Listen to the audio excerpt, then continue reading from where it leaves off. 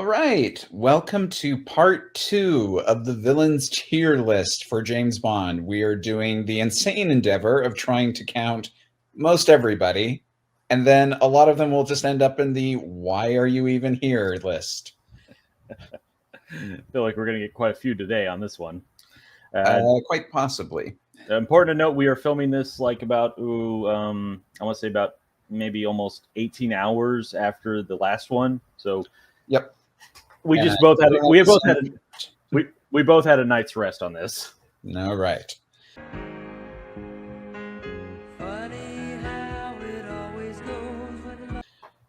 So we're gonna just get right into it. Well, it's a small world. You're a Toro too. So first things first is, of course, the villain of the pre-title sequence, Colonel Toro. Mm-hmm. Toro. You're El Toro too. Yep. Yeah, Colonel Luis Toro. I don't know what I could say about him. It's kind of a funny gag. He blows up in the warehouse. Like, I love the whole scene, but just because the whole scene is awesome doesn't mean that everything in it is necessarily like top tier. You can talk about it for days. There's nothing we can say about this guy other than it was just a quick little gag with Bond and all that stuff. It's just like, okay, I guess this is the guy in charge and he blows up. Okay, whatever. Why are you here? I suppose. Yeah. You have a nasty habit of surviving. Well, you know what they say about the fittest. Okay. Jordan. Kamal Khan. Wait, no. Kamal. Kamal Khan, sorry. My gosh, does that man have so many great lines in this movie. Mr. Bond is indeed a very rare breed, soon to be made extinct. Of course, my favorite line is, you have a nasty habit of surviving. I don't think he's quite as eloquent as Drax, but he's pretty close. I would put like half the quotes he has, like he's on his A game with the quotes. He deserves A tier. I agree. No, he's probably one of the most. He is one of the better parts of the movie. Well, not the best though. Sad. We'll get to that in a minute. But no, Khan he's a pretty good villain, and obviously not the greatest, but it's the charm, sophistication, and all that stuff, and some of the best quotes I think in the entire Rushmore era. It's a slimy sort of charm that I really enjoy for a villain. Yeah, I fully agree with you on that one. I don't know what much else to say about him. He belongs in A tier to me. Yep.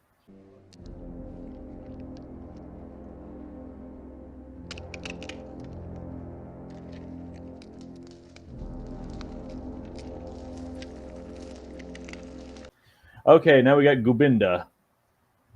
I don't know if it's weird of my placement of him, but I've always liked this guy. He's all right. I don't think I like him as much as you do. I would put him as a B tier specifically. I can live with that because, again, I've said it several times in part 1. This is an amalgamation between what I think and what Ross thinks. I think B tier is fine. Yeah. I would put him in A tier, but I also I'm a defender of Octopussy, even if I will be the first to admit it commits some of the same mistakes I accuse View to a Kill of doing. Just the thing about Gobinda, he's just kind of like odd. He's just Oddjob but Indian. Well, he actually speaks, but he also has a different feel to Oddjob. No, wait. Yeah, he has to go in A because Kamal is just like, get out there, and he's like, what? He hesitates for half a second. He actually hesitates to do it. I mean, Oddjob would never. Yeah, Oddjob would just do it, no questions asked. He was freaking willing to let himself get blown up too. Mm-hmm. He didn't care. Yeah, that puts him in the BA tier for just not even questioning it. But yeah, no, I'm sorry. Gobinda's face in the cockpit just makes me laugh. Yeah, but yeah, no, I changed my mind. Yeah, he should be A. He's definitely he's an overlooked henchman for sure. He is. NATO will counterattack with nuclear weapons. Never. The West is decadent and divided. Okay. Oh My God. Stephen Burkoff as General Orlov. Say your piece about this guy. I mean, I want to put him in S so bad because Burkoff just absolutely chews the I don't know if I can go S tier. He is so much fun. He is my guilty pleasure of that movie. I know, and his plan is pretty brilliant. No, actually, yeah. Let's be fully honest. The con and their stuff, the Octopussy with a lot of that stuff is kind of the weaker part. Orlov has one of the most evil, brilliant plans of any James Bond, of basically faking a nuclear disaster for total disarmament just so he can have the Soviet army invade Europe. Yeah. I had a book growing up that was basically a list ranking of Bond films and Bond elements, and this was written just before Die Another Day. I don't remember the guy who wrote it, but I remember the cover was black and it had a couple of bubbles of like some of the Bond actors. I know Roger was on there. I think Pierce was on there.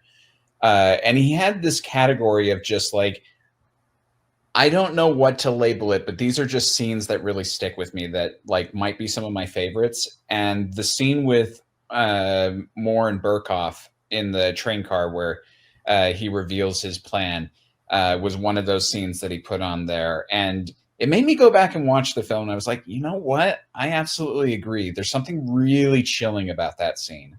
I don't know what it is, because Octopussy is actually kind of on the lower side, has always been kind of on the lower side for the Roger Moore movies for me. I think it's because I think it's the India stuff that kind of doesn't work as much for me, I think. Okay. I think that's what always kind of is. But then always looking back, it's just, yeah, but oh my gosh, freaking Orlov and his plan is like so good. Oh, and then Burkoff's also is a riot. Just oh man, it's just like, oh, I wish it was like tied to a better movie. I mean, even better movie. And again, then I'm also looking and says, oh, but dang it, Khan is so good. He's a great villain. Louis Jourdan's a great in the role. It's like, dang it, what is it about Octopussy that's not working for me, even though it's got two great villains? Well, as we talked about yesterday, just because Roger Moore has great villains doesn't mean the movie's going to be the great. Like, I don't think you require a great villain to have a great movie, but it certainly helps. Yeah. But yeah.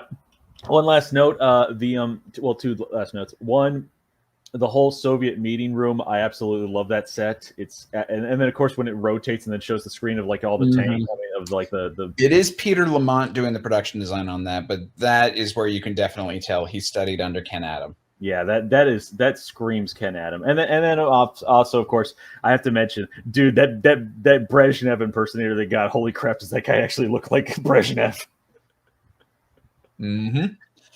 All right.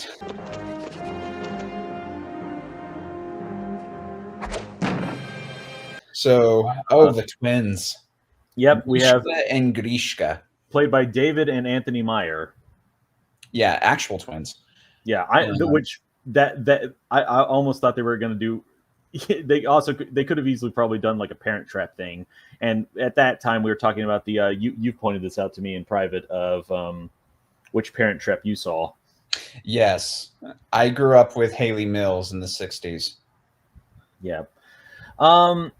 Honestly, interesting characters, but I can't really say too much about them other than maybe B tier, maybe. I don't even know if I could put them in B tier. I mean, the interesting of like twin assassins. I mean, that's an interesting concept for sure. That's a cool concept, but do they really do all that much with it? They managed to kill a 00. I give them some credit. Okay, that's a fair point. But no, I think I'm kind of with you on maybe putting them on C. I mean, because they're not in it very long. That's also the problem. Yeah. It would have been better if they constantly were like constant recurring threats, like say Mr. Wint and Mr. Kidd was. Yeah, but you already have Gobinda in the movie. Maybe the two should have been combined. I don't know. Yeah. But yeah, interesting concept. Too bad we haven't done much with it. No. Your incompetence will destroy us all. We'll have a replacement, mate. There is no time, Comrade General. Okay, let's see. Who's this guy? The art repository guy. Lincoln. He does have another role in a Bond film a little later. Oh, hang on. Let me see. Peter Portuis? Is that how you pronounce his name? I have no idea. But he's in The Living Daylights. He gets to motorboat Rosika Miklos. Yeah, he's credited as gasworks supervisor. Okay, yeah, that's cool. He comes back. That's neat. Yeah, but like, he helps with the scheme of smuggling the jewels out of the art repository there in the Kremlin. But like, he only gets the 2 scenes, I think. There's not much to say about him, and I mean, I don't want to exactly put him in F though. No, I don't think he's an F tier. But he's definitely not a D. That's the thing. I would almost put him in the why are you even here? Yeah, there's not much to say about him other than he does his job all right. He does what he's supposed to, but we don't really get much with him. 100 kiloton yield. The effects are indistinguishable from the American medium yield bomb. The detonator. Now listen carefully. Right. And the same we can say for this is his actual name, Senior Lieutenant Camp. That's KAMP.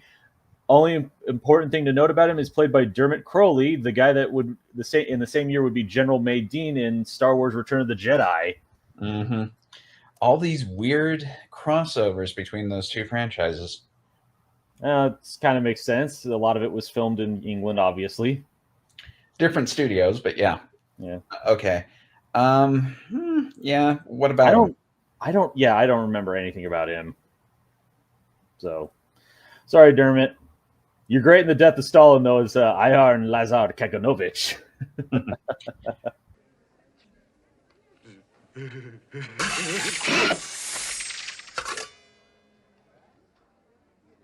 These next 2 guys should be paired together because I don't even know if they have credited names, but I do remember them as guy with the really cool laugh and the scar down the eye, and then Buzzsaw guy. He's named as Yo-Yo Thug on the wiki. Yeah. The other guy's name is Mufti. The one with the turban? Yes. Okay, well, Mufti. He at least gets a name. Can I even justify putting him in D tier? I don't know what I don't know what you'd really say about Mufti. At least the Yo-Yo Thug. I mean, he's got a cool thing. I mean, he yo-yos a buzzsaw. I mean, that's kind of neat. Yeah, but again, yeah, I guess Mufti should be the why you even here. We have nothing to talk about with the guy. He's got a fun, creepy laugh, but that's about it. And then Yo-Yo, the buzzsaw is actually something tangible. Yeah, I'll put them in the D. Yeah. Meeting you with a view to a kill. Okay, now we go on to what is a lot of people consider the worst in the series, or one of the worst. I don't know. That used to be the case. I still know quite a few people, myself included, that consider it our least favorite official Bond film. I don't know. Spectre's giving it a run for its money these days. But I don't know that I've heard too many people really disparage Zorin or Mayday.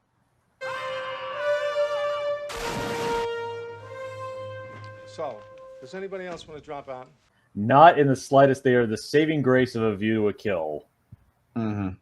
The rest of the movie, though, they are the biggest. They are the biggest reason to watch that movie. Yeah, especially considering one of them is Christopher Walken. Yeah, Christoph, different actor. I know. My brain today. Yeah.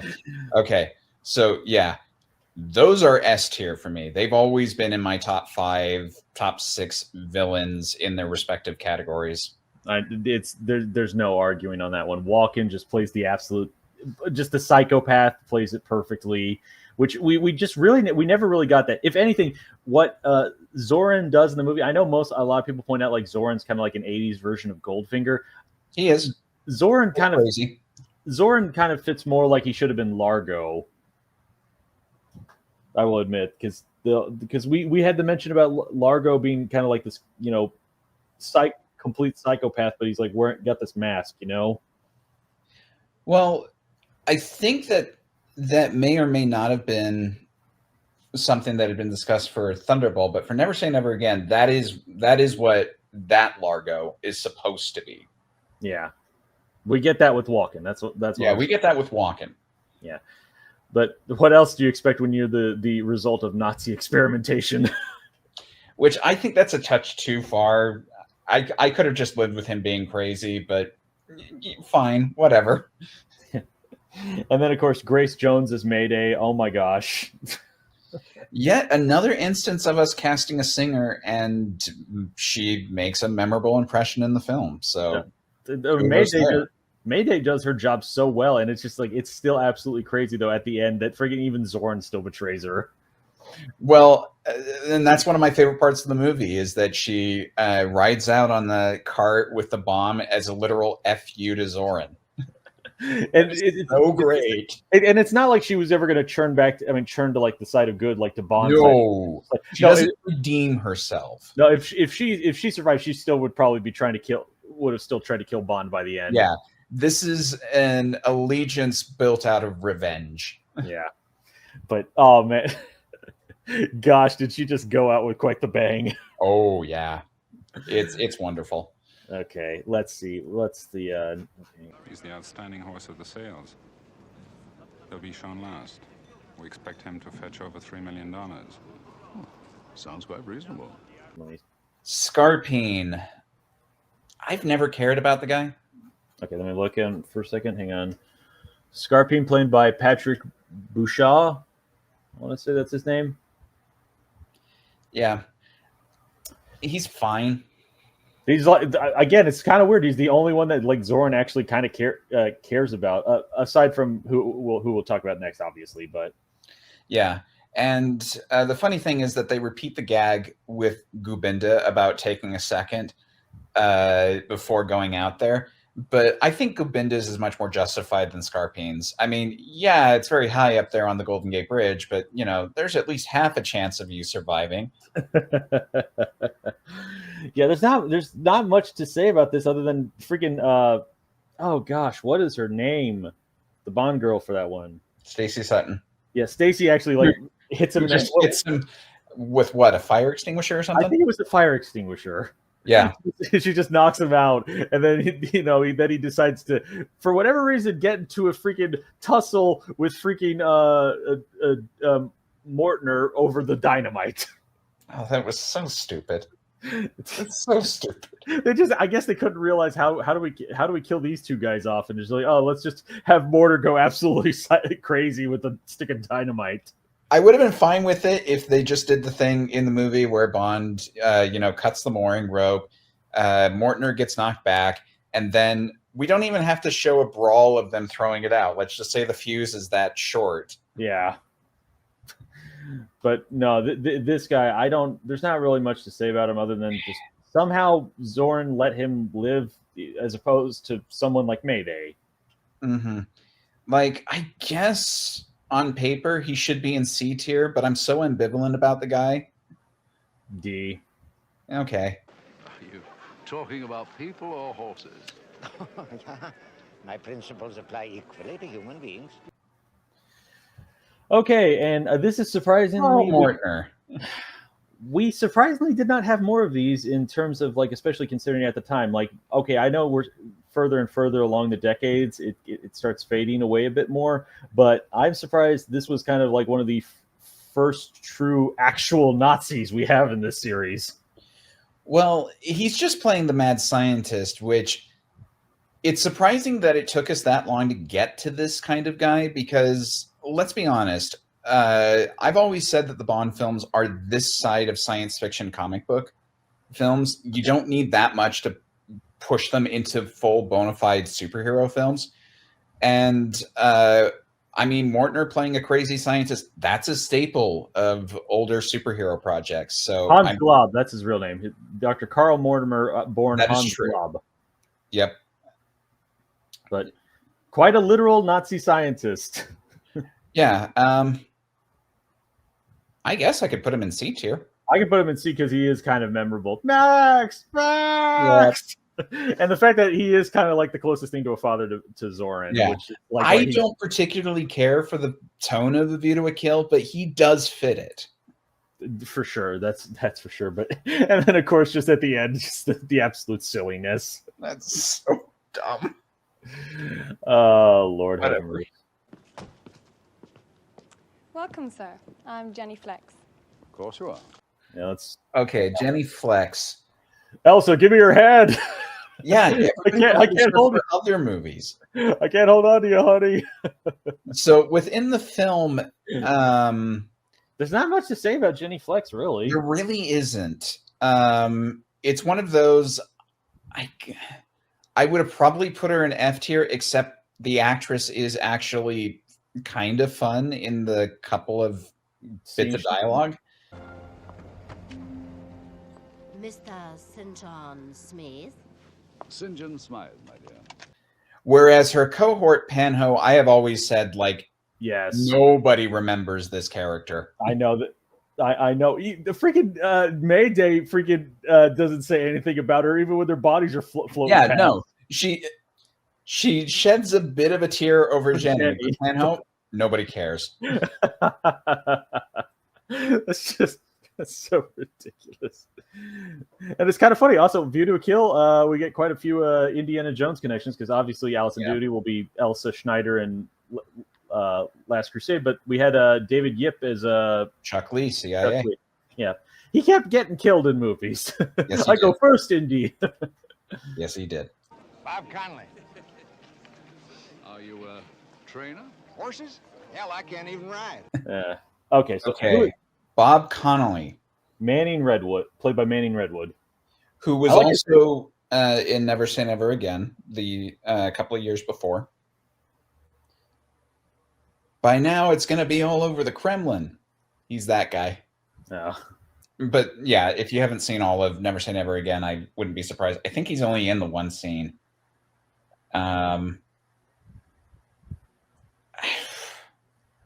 Is there enough to talk about with his villainy? Well, the fact that he was arguing for the workers, I guess. You know, he's like, "These are your men, Zorin." Yeah, and then he just gets. Well, to me, then he goes alongside Professor Dr. Metz as being like the good-natured extremist, but I wouldn't even call him an extremist. He's just doing his job. You mean extremist? I've heard extremist interchangeably. Okay, fine. Tomato. Okay. No. Here's the thing, though. It's not a well-intentioned extremist sort of thing. He looks like he's willing to the plan. Like he knows the plan is just like, oh, we're gonna flood Silicon Valley and kill so many people. But then it's just like, wait a second, but you're planning to kill my workers too? True. So there is something to say about him. I kind of want to put him as D because even he's like right at the end, he's just like, this is too much and all that stuff, and he just gets mowed down for the trouble. But that means I would have to be dead.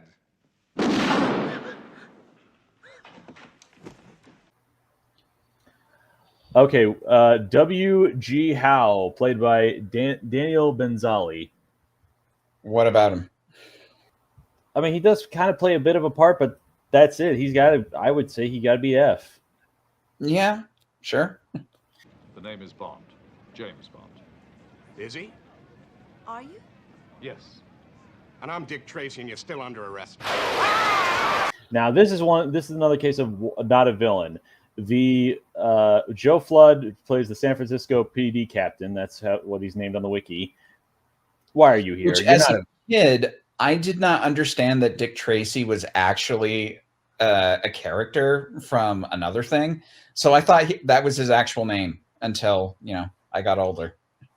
But there's not much to say about him. He's not a villain. He thinks Bond killed, and then, he's not working for Zorin or anything. Okay, so I got to ask. So we put him on this list, and he's the fourth instance of Keystone Cops in this series.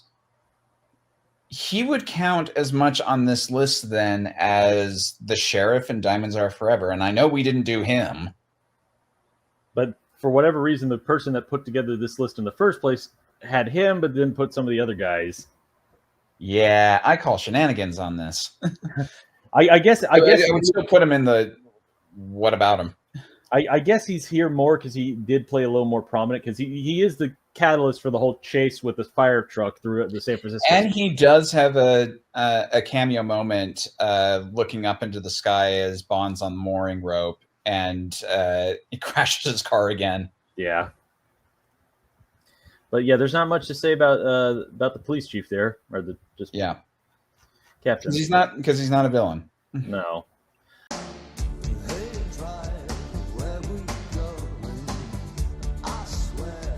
Okay, now we move on from say goodbye to Roger Moore, move on to the short-lived Timothy Dalton era. Far too short-lived. I know. Game's up, mate. You're dead.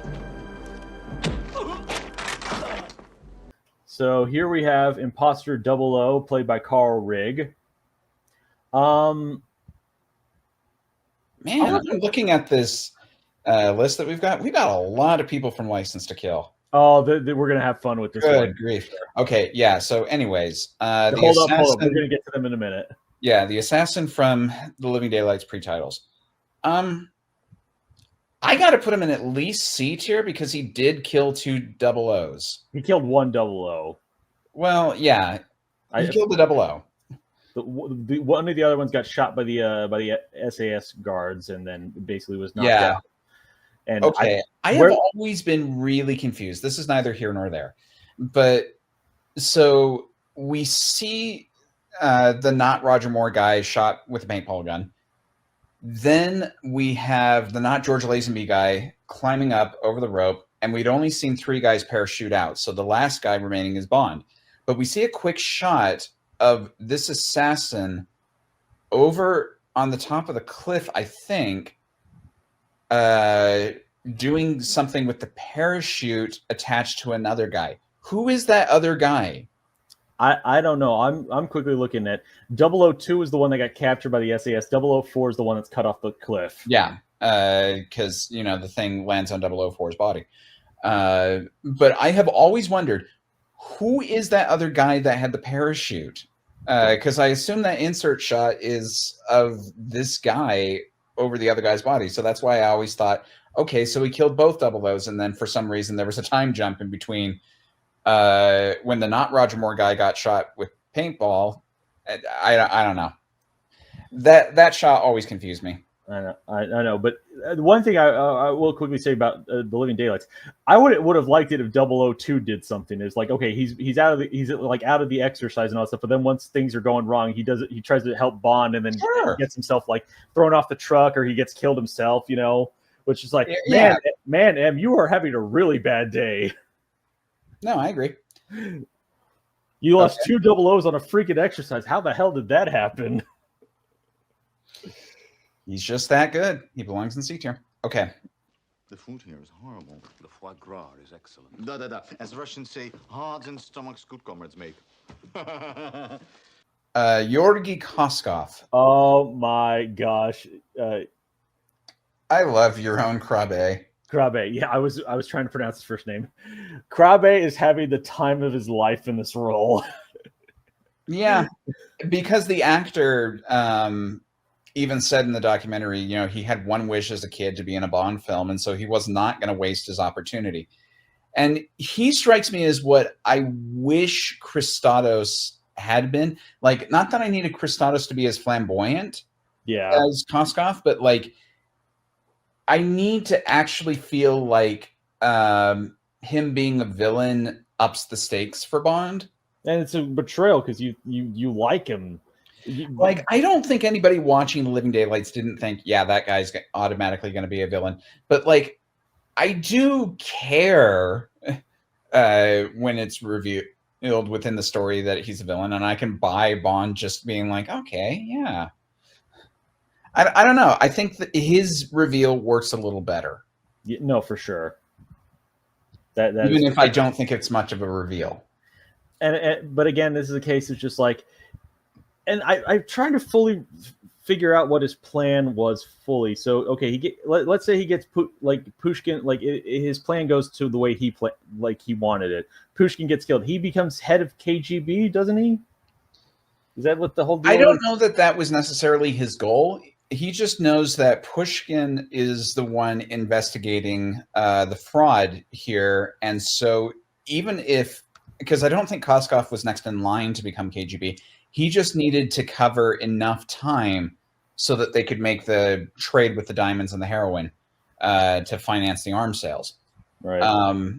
I don't think there was any greater ambition for Koskov than that. Just like wait. he had ways of covering his tracks, such as, capturing Bond's assassin, Pushkin's assassin, and getting some kind of clemency. Yeah. But I do like that he kind of has a contingency plan for a lot of things. Yeah, that is true. So where do we put him? B? Okay. I put him in B tier. Yeah. How do you like my personal pantheon of great commanders? Butchers. Surgeons. They cut away society's dead flesh. Okay, now Joe Don Baker is Brad Whitaker. Oh man, I feel bad. I love the idea with him. I love the idea, and I love Joe Don Baker. But Mitchell, he's not a great villain. No, he does not. And now I've got the Tom and Crow singing the end credits of freaking Final Justice. You better run, or he'll steal your lunch. Fair enough. Yeah, just on paper, Whitaker should have been the idea of this former West Point attendee that got kicked out, and then he just has this narcissistic god complex about. Oh my gosh, it's freaking the dictator's room and all that stuff. It's literally like Hitler, Genghis Khan, and all that stuff, but with his face. Yeah, I wonder how he should work. But I wonder. I have to wonder, what did Joe Don Baker think when he saw that? If I was Baker, I'd be like kind of uncomfortable. It's like, why do they have my face? Nah, I would have gone along with it because it's kind of the fun of the thing. But hey, can I keep the Napoleon one at least? I have said before this, and you know this because we've done a watch party of Living Daylights in the Discord. But Living Daylights is so close to being a perfect Bond film. And there are just a few things I think that need to be tweaked, and then it could have done it. And he's the first one I always think of. I don't want to put him as a D tier, but he is. I think he belongs in the D tier.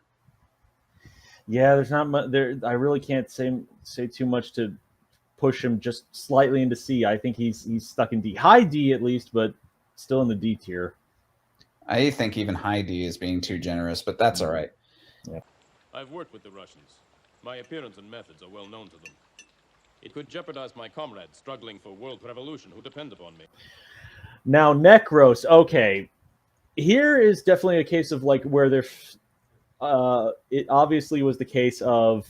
Obviously, it's another in the line of Red Grant, of tall, blonde assassins that are basically like a true muscle threat to Bond, like can actually go with him toe to toe.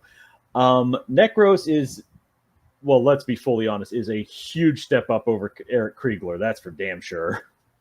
You could throw a rock at a guy running down the street to the gym, and it would be a better thing than Kriegler.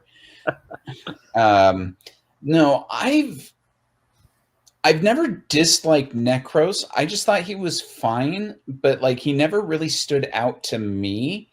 But after I did the initial henchman video, he was the biggest upset for people that I put him that low. And I was like, maybe I did do him dirty because like I've been kind of reevaluating it. I don't love him, but I think he's better than where I placed him. Well, let's see. He's quite the fighter. He's quite accomplished, and like his constant disguising and all that stuff is absolutely brilliant. Like he disguised himself as a milkman for the assault on the MI6 compound and all that stuff, and then he quickly could switch into a doctor, and then he's well planned out with his tactics and all that stuff. Uses head. I mean, and he doesn't even use the same thing. Like he's always constantly doing something different, you know. Like he strangles the milkman with the headphones. I don't know how he killed that one guard in Tangier before he was about to assassinate Pushkin before Bond got to him. We don't need to see that. Yeah, no. I am getting it that like really on paper I should be in love with this guy. I don't know what it is that's holding me back from him, but I'm also willing to chalk that up to just a me thing and it really shouldn't be too harsh on this guy. I wouldn't put him in S tier. I would put him in A tier because he's probably the best tall blonde henchman we got up to this point since Red Grant. They feel like they were getting kind of close back to what made Red Grant work so well. Yeah. Just my personal attachment to the guy, I would put him in B tier, but I think you could make a solid case for him being in A tier. So let's go with that. Yeah, he of all the villains in The Living Daylights, he is obviously the best. Yeah, I like Koskov more, but Necros is a better villain. Yes, that's for sure. Welcome to Afghanistan. Colonel Fedor, my old comrade in arms. Okay, now Colonel Fyodor, played by John Bowe. Nothing to say. Well, okay. So being a friend of Koskov, he is the head of the airbase, so like he's got some clout, but that's really it. Yeah. So I do have things to say about him, but I'm like, I don't even think he's particularly effective at anything. So would I put him in F tier? Maybe. Yeah, I won't argue with that one because he has one job and he failed miserably. Yeah, Bond escapes and all that stuff, and then he dies because he can't open the door and jump out. Yeah. You wait here, sir. I'll find the chief. Now here, this is definitely a quick case of just like, oh, we can be quick with this. Derek Hawksby as Sergeant Stagg. What do we say about him? There's nothing to say. He's quickly there and he gets shot. Yep.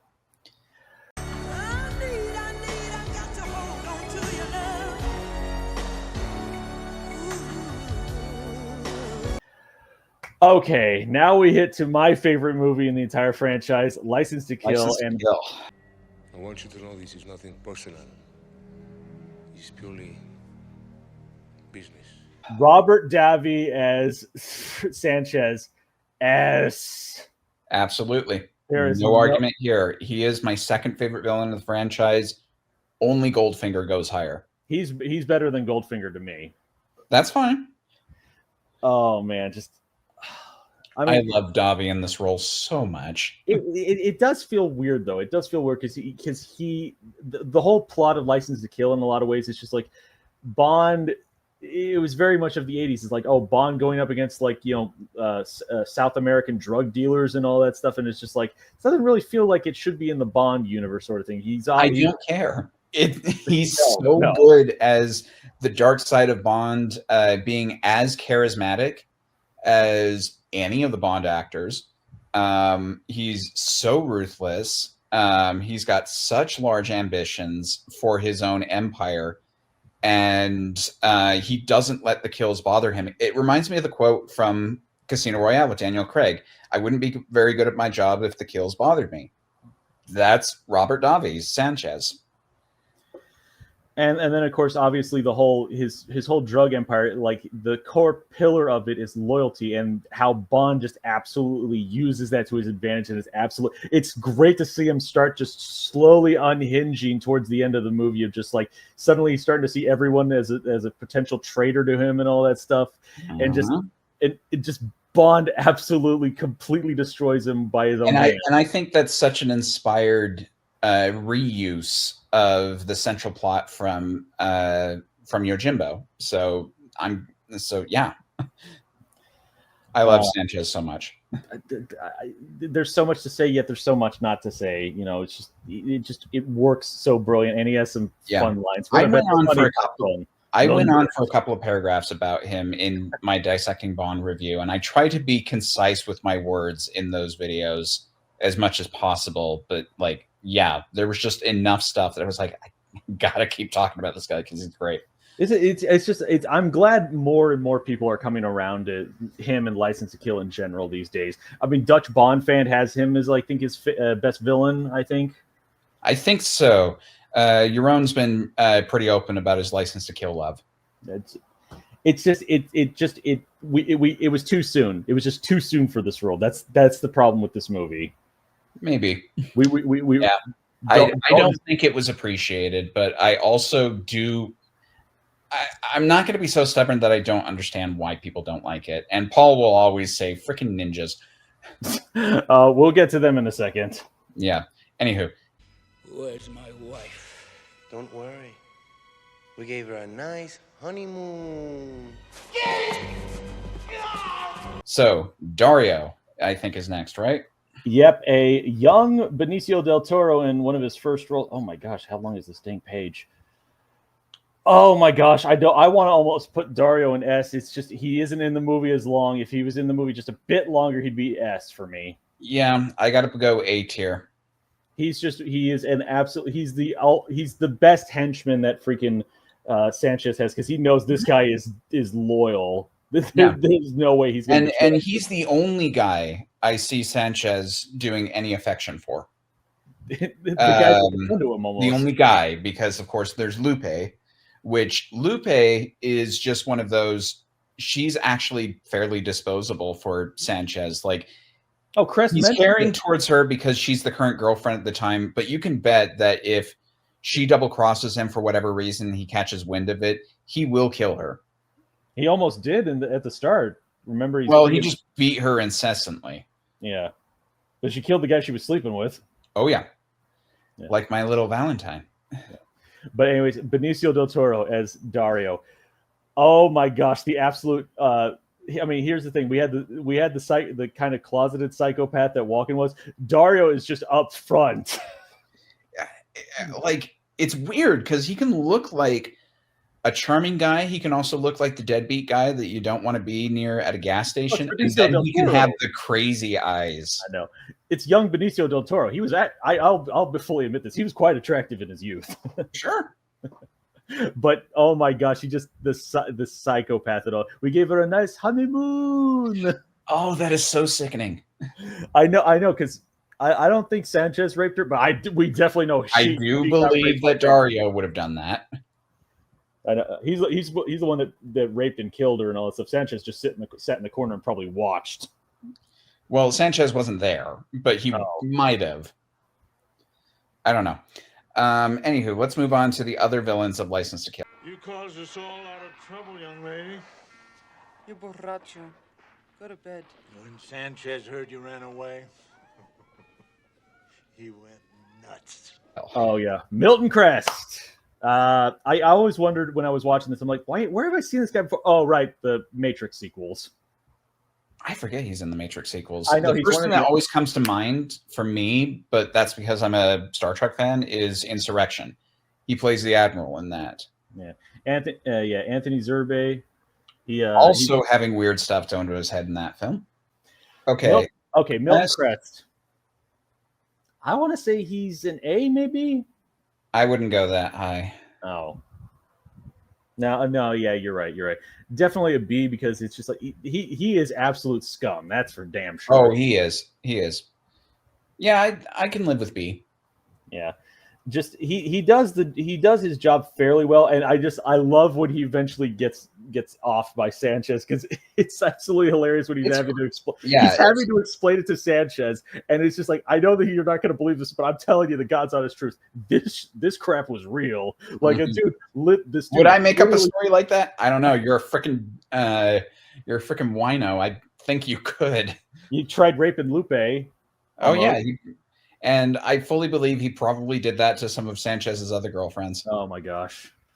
Yeah. How he didn't end up dead sooner is crazy. And then of course his death is so memorable, because it's just like it's the absolute craziest death in the entire franchise. I don't know how that fully works. How does his head explode? Well, I think you got to give the weirdness to Kananga. Oh, that's right. No, Kananga literally inflates like a balloon. Yeah. Like, Chris has a similar death in inflating, and I don't know, that doesn't seem as extreme to me as Live and Let Die's Kananga, but anyway. It's more extreme in the fact that the whole window just turns bloody. Oh yeah. Which Kananga, he literally, of course, here in the States, that was cut. So for years, until the Ultimate Edition DVD, I never saw that shot. I always saw the reaction shot of the guy, because they cut away before they actually did the blood spattering over the window. You're not going to believe who this guy is. Former British agent. How did you know that? Oh. Okay, now let's go to Heller. Heller, yeah. I'm just. C. I wanted to say Keller, but no. I put him in C. Yeah, he was doing a pretty good job, but then also, again, it plays into the whole Sanchez starts to, because here's the thing, he's Sanchez's chief of security and all that stuff. He's doing a good job, but he was also basically secretly trying to rat him out to the feds because he was going to get that immunity from the Attorney General. Yeah, I've seen Don Strout in at least one other thing, and I think he does fine with this role. He certainly has quite an interesting death because everything's falling apart and he's trying to steal the freaking stingers, and then he gets caught, and then he thinks he managed to talk his way out of it, and then basically the next we see him, they tried to kill him with a forklift, but they succeeded. Yes. It's for your own safety, so I'm sure you'll understand. We can't have our best customers developing a drug habit. This way, gentlemen. Next person is Anthony Stark. I do think that's so weird. We have a Tony Stark in Bond. Truman Lodge. Okay. I actually Anthony Stark. He actually follows me on social media. Yes. I want to put him in S just for that reason alone, but he's not that good. Truman Lodge, though, I would put him as a B because he's just like he's the only, he feels like kind of the only straight man here at times because he's like screaming at Sanchez. He is the Bob Connolly of the movie to me. Well done, Franz. Another $80 million write-off. He at least has a few more memorable line deliveries than Connolly. I don't know if that's enough to get him out of C tier, but I'm glad you and I are kind of thinking similar.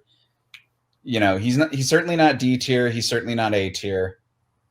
I would put him in C tier, but okay, we'll put him in C tier. But I strongly I'd go high C tier. I would put him almost in B because it's just like it is absolutely hilarious of just kind of his character of just like, okay, he's clearly like. He looks so youthful amongst the cast at times. I mean, when Dario's not around. But then of course he's the only one seems like he's the only one thinking of like Sanchez is starting to get distracted by things, but he's like focused like, hey, come on, focus on the money. Mm-hmm. You know how much it costs to run this shit? The budget of the entire movie, $32 million. He's the first guy we actually see say one of the high curse words in this series, isn't he? Because he's like, when the tanker crashes, he's like screaming out, shit! I'm trying to remember because they were pushing the content line a little bit of Vito Kill, but I can't remember if they did that kind of strong language yet. They were getting close. Yeah, because I know Dalton mouths the F-bomb in Living Daylights. Oh, for F's sake. I love it. Yeah. And I can't remember when was the first time they dropped the F-bomb in the series. Was it Skyfall with Judi Dench? I F'd this up, didn't I? Yep. Sorry, old buddy, but $2 million is a hell of a chunk of dough. Okay. Ed Kifler. Killifer. Yep. I'll another slime ball of a guy. I will straight up say this: the balls on this man when he was hanging over the thing, and he's freaking telling Bond, "There's $2 million in that suitcase. I'll split it with you." It's like, dude, you do know this is the guy. Did he not remember? Does he know that Bond was Felix's best man at the wedding? Well, yeah, because he shows up at the wedding. The balls. You know this guy was Felix's best man. Holy crap! And you're still trying. I don't think that's courage. I think that's cowardice. But it is a kind of like, did you really think that was going to work? I know. I'd put him in C. I put him in C because man, that's just crazy. Mm-hmm. But oh my, and of course, you know, his death gets to a funny line. What a waste of money. Poor Sharky. What about the money, patron? None of it. Okay, now we have I forget this guy's name. Oh, Perez, played by Alejandro Brancho. He does show up quite a few times in the movie. He's probably he's the once Dario dies, he's like Sanchez's like last true loyal. And he does actually get him and the other guy do get a little bit of a death because he's in the truck that goes over the edge on fire over Pam. Yeah, he tries firing one. He again, there's not too much to say about him. He's definitely a speed one. But he doesn't really fail at anything. So, like, does he belong in D tier? Probably. No, I say C because he tried to kill Bond with a stinger, which was clever and all that stuff. He just didn't account for it. Holy crap! He just wheelied it. I think C is a little high, but you know what? Fine. I'll say C for him.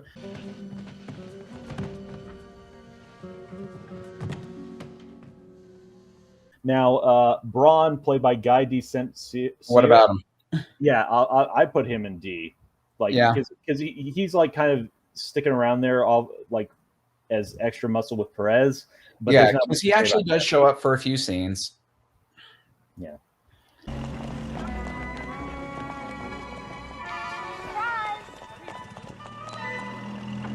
Bless your heart. Okay, Wayne Newton.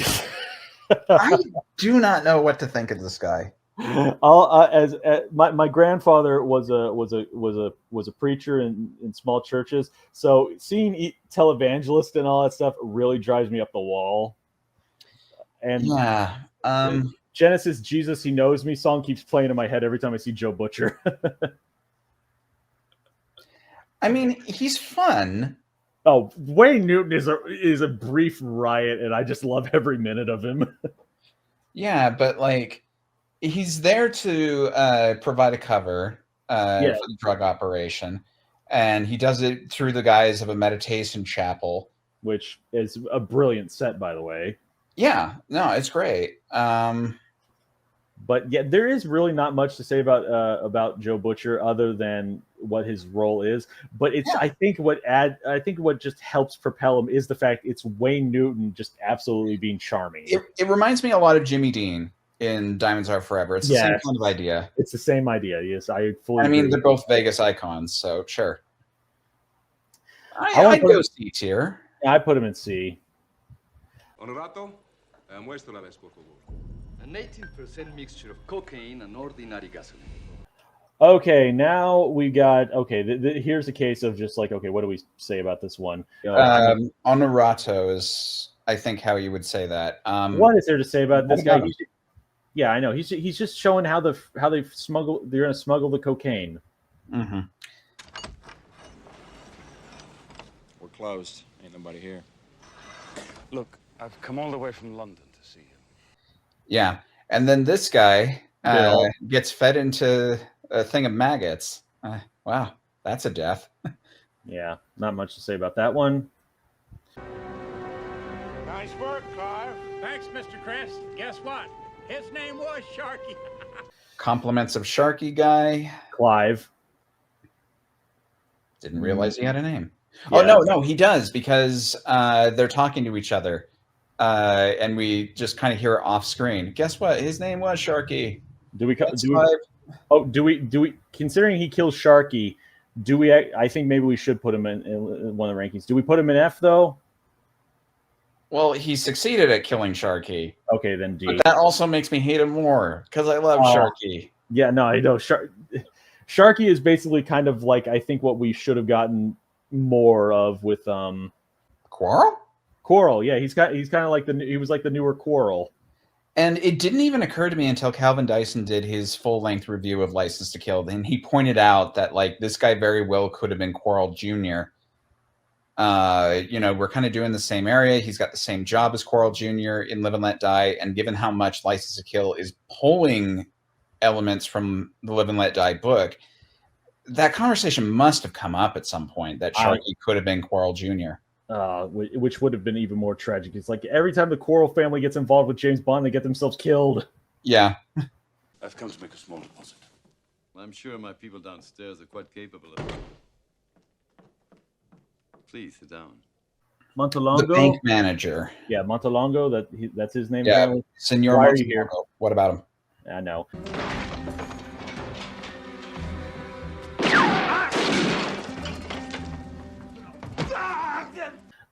The guy Lupe was sleeping with that gets killed off, that they drag out, Alvarez. No. Hong Kong narcotics, you bastard! Sanchez is taking us to the heart of his operations. I've been setting it up for years. Okay, now we get to the point where Shang Tsung from Mortal Kombat and Jarok from Dark Forces teamed up to take down James Bond. Yes, Jarek.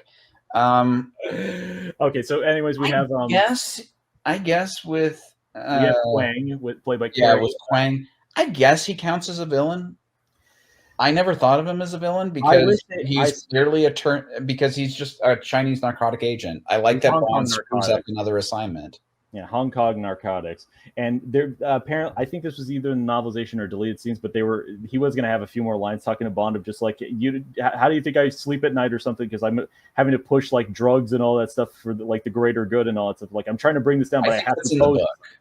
Yeah, I have to pose as a drug dealer and all that stuff to bring down the drug dealers, and it's just like how many kids I have to end up killing because of my actions and all that stuff, just for the eventual end. I didn't read all of John Gardner's books, but I did read both of his novelizations. But that was years ago. Yeah. Does he? I don't even want to count him as a villain. No, I don't really want to either. Me out of these bloody things. No, Commander. You're a loose cannon on deck. I'm shipping you straight back to London. And the same, obviously, with Fallon, played by Christopher Neame. Yep. Again, they're just... He's special to me because Dark Forces 2, to give you an idea of my Star Wars history, I grew up on the original trilogy, on the original versions, and Dark Forces 2 at the same time. So both of those are integral to what I think of as that universe. Yeah. So of course I remember Christopher. Yeah, Jedi Outcast was my introduction to the whole Kyle Katarn saga. Yeah, but I'm old enough and lucky enough that Dark Forces 2, the first major Star Wars video game I have any memory of. Rebel Assault and Dark Forces 2 were clearly two cases of, like, I think only LucasArts could have made the whole full motion video stuff work in the 90s, because they had access to Skywalker Ranch. They had access to all the props and all that stuff, so you could have people dressed as X-Wing pilots and all that stuff, you know. Command and Conquer. They also did that action. Oh, you're right. I'm sorry. Command and Conquer also. I forgot. I keep forgetting them at times. I certainly don't, because Red Alert 2 is kind of in that same status to me as Dark Forces 2. Yeah.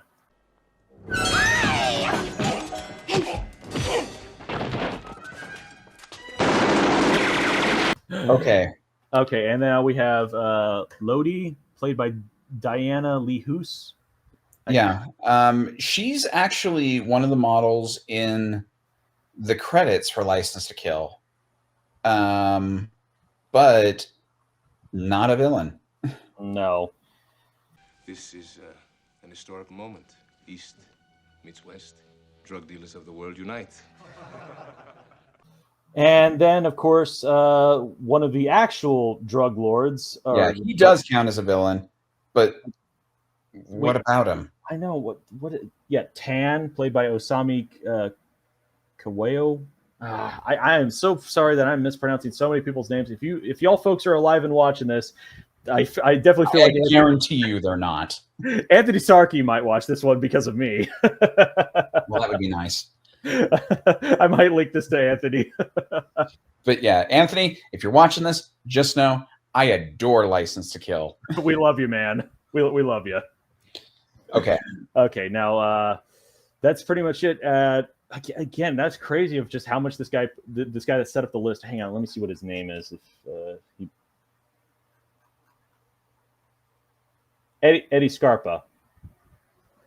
It was the one that set up this list. Yep. I'm sorry we didn't mention this sooner. But he's the one that put this all together.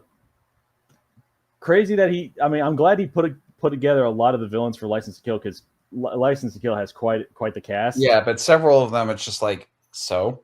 Yeah.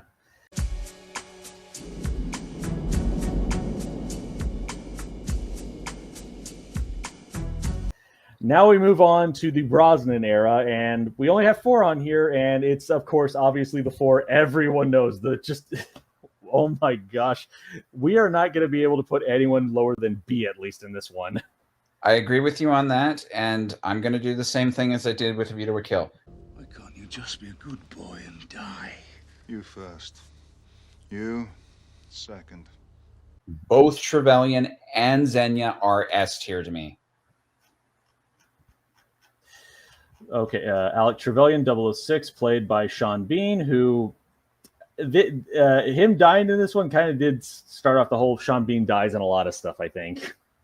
Well, he did die in Clear and Present Danger, didn't he? Or was it Patriot Games? No, it was Patriot Games he's in. So anyways, Xenia belongs in S tier to me. She's my second favorite henchman of the whole series.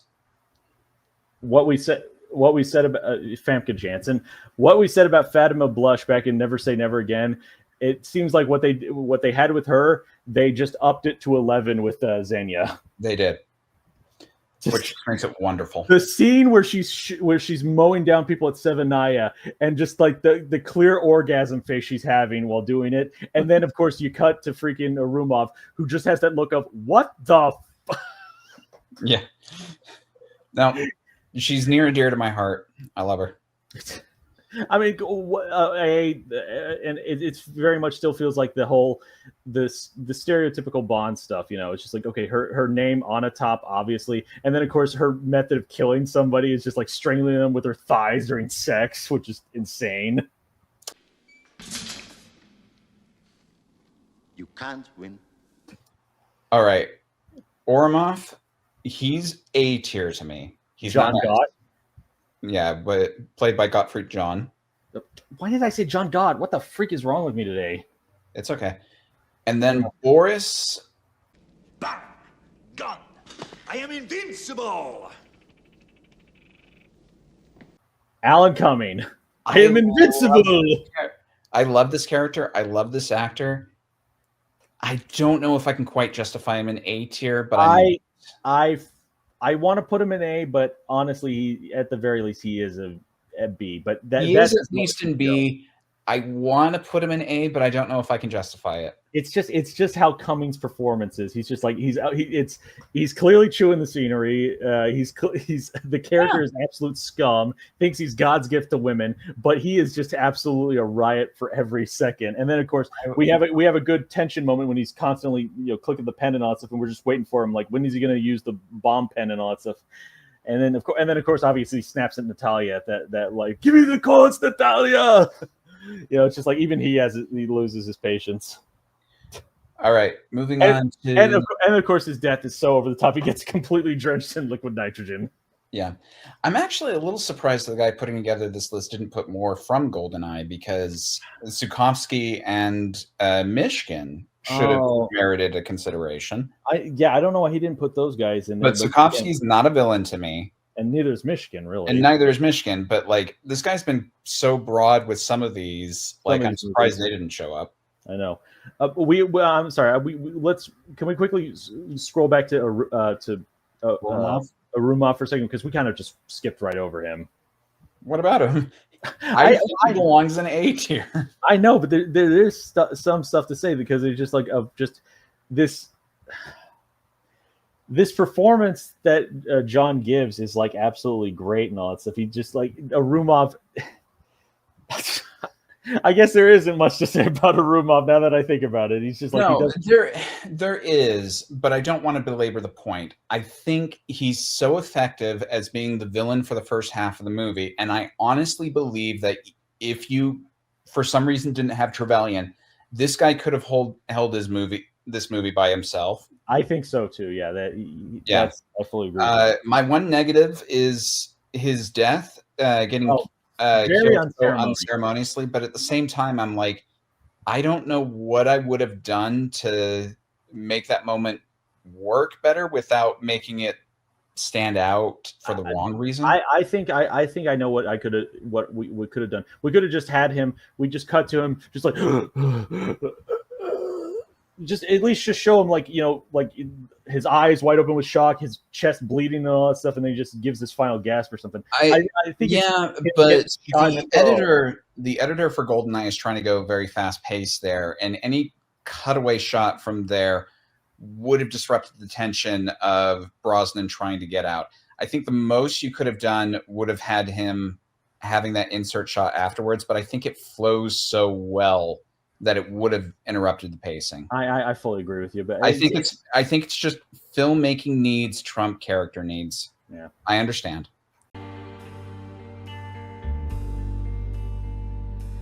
Darling, I'm killed. Okay, now we move on to Tomorrow Never Dies. The film that has aged, oh my gosh, this has aged horrifyingly well. Yes and no. I agree. You really are quite insane. The distance between insanity and genius is measured only by success.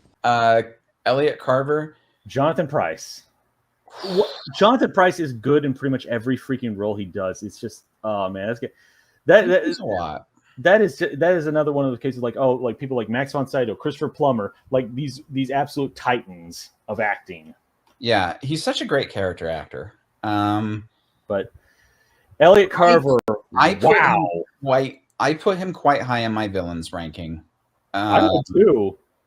If anything, every year that passes, he gets higher because of just the character is just absolutely. Because we know that he's supposed to be kind of an amalgamation of Robert Maxwell and Murdoch, obviously. Yeah. Along with some other stuff, there's some Bill Gates connections. Obviously, William Randolph Hearst is an inspiration. He's at least an A tier to me. I could probably justify doing him an S tier if it was just me. No, he's S. Let's put him in S. Then. Yeah. Lower end of S. Yes, but that moment when he's contemplating the moment when he's alone, when after I think it's time my wife visits the doctor. Mm-hmm. That moment of just we just that shot of him just looking at the TV or something, it's just contemplating the whole plan of just he does actually really care about Paris, but at the end of the day, he cares more about his plan. Mm-hmm. And that's something we don't get with many villains, because most villains just consider their arm candy expendable. Yep.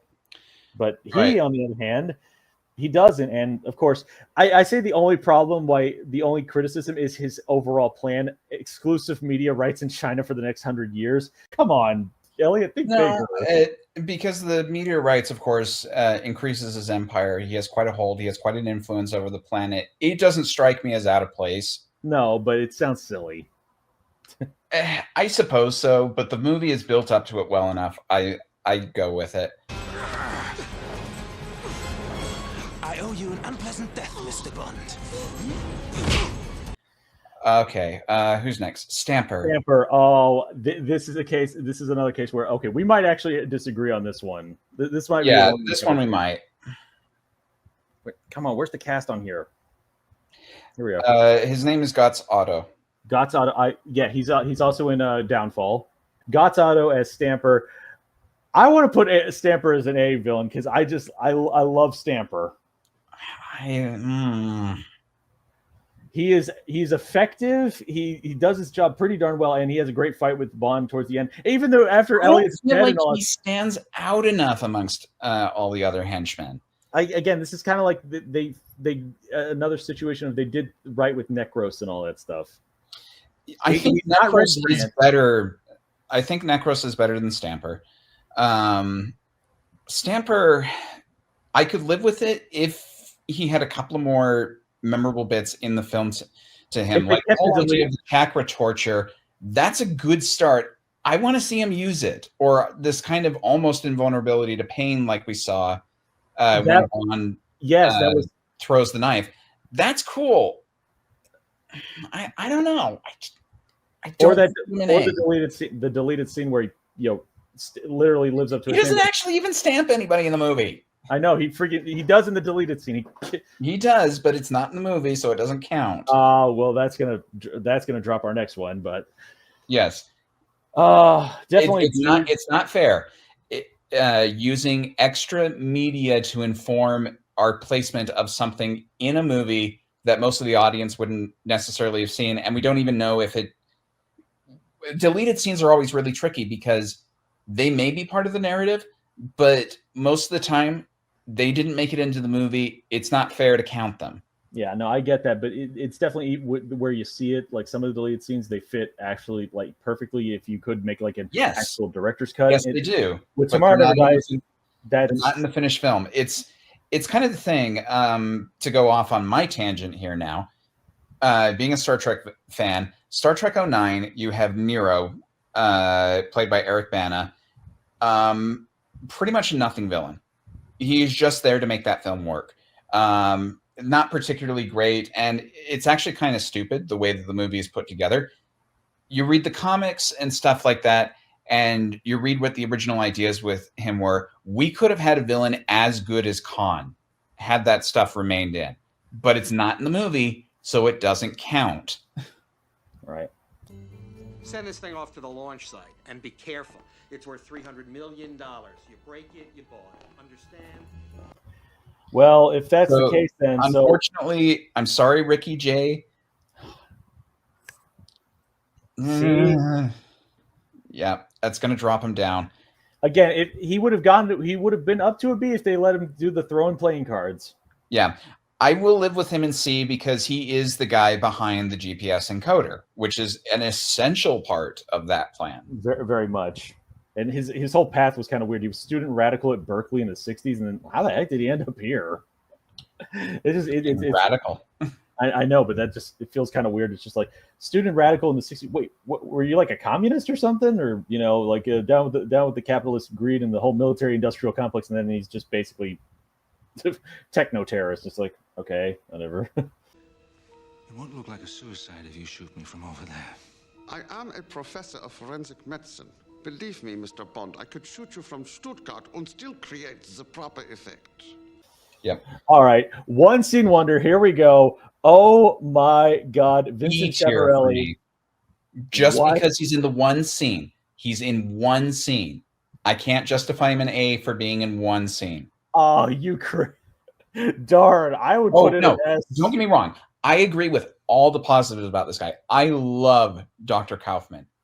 He's in one scene.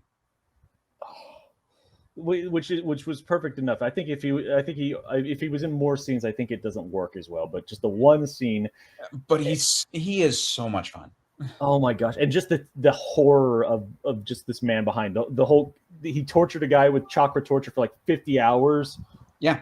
That's terrifying. And then of course I'm very good at the celebrity overdose. And it's like, yeah, just oh my gosh. And then of course the one brilliant twist. I love the one brilliant thing is at the end, because the tape on the news report and all that stuff is like she died next to an unknown man with a self-inflicted gunshot. And Bond manages to make that happen. I love it. Oh yeah, just And he also does have kind of the humor of it. It's just like, they can't get into your car. I don't know what to say. I feel like an idiot. Yeah, I totally agree. He's A-tier material, but he's only in one scene. It doesn't feel fair to put him there. I'll agree with you on that one. But if this was my own list, just because of just how much I love the one scene wonder, I would put him in S almost. I know I'm pushing him too high, but oh my gosh, he's just such a great character. Oh yeah, like one of those like, where did this burst of inspiration come from? I know. Mr. Gupta's little trick with the encoder worked. They gave their final position 70 miles from here. The British Navy will never find them. Okay, right. Captain Scott. D. There's not much to say about him. He's captaining the freaking stealth ship and all that stuff. He does it. I mean, he looks like he's doing his job pretty darn well. He's getting the ship to where it needs to be and all that stuff. And he seems like he knows he's got his crap together. It's just Bond and Wei Lim just really screw everything up. Yep. Which, personally, given that this is Bond's 18th film, I don't know if I can really be mad at someone for getting his plan screwed up by Bond. Like, what are you going to do at this point?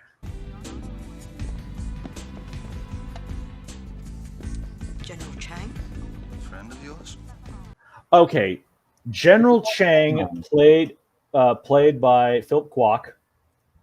I almost want to look that up because, like, oh please, is it any relation to Bert? Probably not, but no. The funny thing is that General Chang is actually plays a key role in Carver's plan. He does, but he's only like he's on screen for mere frames, which is why I put him in F, because it's just like he plays such a big role in the plot, but we barely see him. He just keeps getting mentioned. Yeah, I would almost go D tier, but this is a compromise. I think F is okay. Just know he's upper tier of F because he doesn't fail. He's just not in the movie that much. I have to say his part of the plot is absolutely brilliant because, okay, I don't know where he is, and I don't know how the military hierarchy of the People's Republic of China Army is. The People's Army. He's supposed to emerge as the world leader after this plot. Yes, because he's apparently high ranked that he has like an entire region of China like under his army command basically, and apparently that he's able to get like the inner members of the Politburo together for a meeting that we're supposed to get nuked or yeah, but as we're talking about this, doesn't it feel like that's makes him important enough to get out of F tier? Okay, I absolutely agree. He cannot go higher than F tier because he's on screen for mere frames. For his role and all that stuff, even though we have to rely on other people explaining it, D. I guess D. It's not lower end of D, just because he's not in the film really at all. I know it's easy for people to forget that you even saw him. Okay, quick. Which is why when we earlier he was I put him in Die Another Day. That's not the film. Eddie Scarpa accidentally put him in Die Another Day because it's like, oh yeah, high-ranking Asian communist general of what movies that? Oh right, Die Another Day. It's like no, there was also he's Chinese, not Korean. Yeah, but no. Okay, just one quick question: that cruise missile, was that actually a nuke, or was that a nuclear weapon or not? I don't remember them saying it's a nuke, and if it was a nuke, Bond and Wei Lin would be dead. Yeah. Yeah, because I think it's just a cruise missile. Yeah, because Gupta says you press the magic button, Beijing disappears. I guess when he's saying Beijing, he's meaning like the hierarchy of Beijing. Because one cruise missile is not enough to take out Beijing. No, not even close. No, I think that the only closest thing you have is the Tsar Bomba that could probably do it. According to police officials in Hamburg, Germany, Mrs. Carver was found dead this morning in a hotel suite in that city. Moving on. No, we're not done yet. We got Tamara Steele, played by Nina Young. Is this the guy that controls the CVAC? The picture's kind of hard for me to see. She's the. I think she's the. Let me look for a second. Hang on. Yeah, this one I'm having trouble. A woman in the film who's not the PR lady. Who is she? Okay, I'm reading this right here. Biography. Is one of Carver Media Group's European news presenters. She's present at the party. Later, when discovering the body of Paris Carver, 007 overhears a pre-recorded news of a report on her death presented by Tamara. She's the one that plays the news message that'll go on the TV. Oh my gosh, I didn't make the connection that she was in Carver's party. She changed up her hair. I thought that was the woman that was doing. For a minute, I thought she was just like the one that presents Bond, and then and then I thought she was also the woman that Carver like you're fired, like yells at on stage. PR lady. Okay. What about her? But that is a cool connection. I've never made that connection, and I've seen Tomorrow Never Dies quite a bit. I know. I didn't realize that too, but no, she changes up her hair. Okay. Well, I learned something here. Nice. Now we move on to a film that, for the most part, is pretty good. But when we hit a certain part, that's where the quality kind of takes a bit of a dip. Not in anyone's true fault. It's just I do agree. The movie's a little messy, and it can get dull. I think pacing's a huge problem with that movie, and a lot of that I chalk up to Michael Apted's direction. Yeah, but here we have The World Is Not Enough. I am offering you the opportunity to walk out with the money, Mr. Bond. I'm giving you the opportunity to walk out with your life. Mm-hmm. And we start off with the Swiss banker, which let me Lachaise. I probably remember him more just because I did play The World Is Not Enough quite a bit. And the funny thing is you had to have a memory card on the N64. I didn't have a memory card growing up, so I always played the Swiss bank level whenever I booted up that game. So I remember Lachaise, but he's not a villain. Not really. Well, it seems like he was planning on probably killing Bond almost when he wouldn't take. Okay, but just because he has villainous intents, he's not a villain in the sense of the movie because he's certainly not part of Renard's thing. He's not aligned with Cigar Girl, which, by the way, okay, good. Cigar Girl is on this list. Oh yeah, we'll talk about her next. We'll talk about her later. But Lachaise, I don't think he's a villain. There's not really much to say about him other than he was clearly about to rat out, everything, and then before he takes a knife to the back of the neck. Yep. Would you like to check my figures? Oh, I'm sure they're perfectly rounded. Okay. No, wait, hold on. I want to talk about Cigar Girl first, okay? Yeah, let's go ahead and do that since it's closely related. The pre-title sequence and all that stuff. Surprisingly memorable, despite the fact that she doesn't have a name. She doesn't have a name in the film. I did find out the name in doing the secondary women's list. Which was? Giulietta. That sounds about right. Yeah. This actress surprisingly is made quite a name for herself in foreign cinema outside of the States. You can say that for quite a few actresses and all that stuff in their yeah, but this one especially, Maria Grazia Cucinata. Where's she from? I think she's Italian. Can I justify her in C tier? Maybe. She does. She did her first job. She did her second job. Just killing Bond was the problem. Well, she wasn't supposed to kill Bond. I don't think. Well, she couldn't get away from him. That's for sure. Maybe she was supposed to kill Bond because she did have a sniper rifle on him. But no, I think that was the case. Didn't stick around to she didn't really stick around to try and kill him or anything. She just knew she had to get away, and she only really failed at that. But that was self-sabotage because she knew that. I guess she was supposed to kill Bond. She didn't want to risk the failure from Renard. Maybe, but also I kind of feel like okay, when she has the sniper rifle, when the thing blows up, I think she was trying to make sure that if somehow King survived the explosion, to make absolutely sure that she finishes the job. I think that's why she was there with the sniper rifle in the first place, just to make absolutely sure. I think so. As a contingency.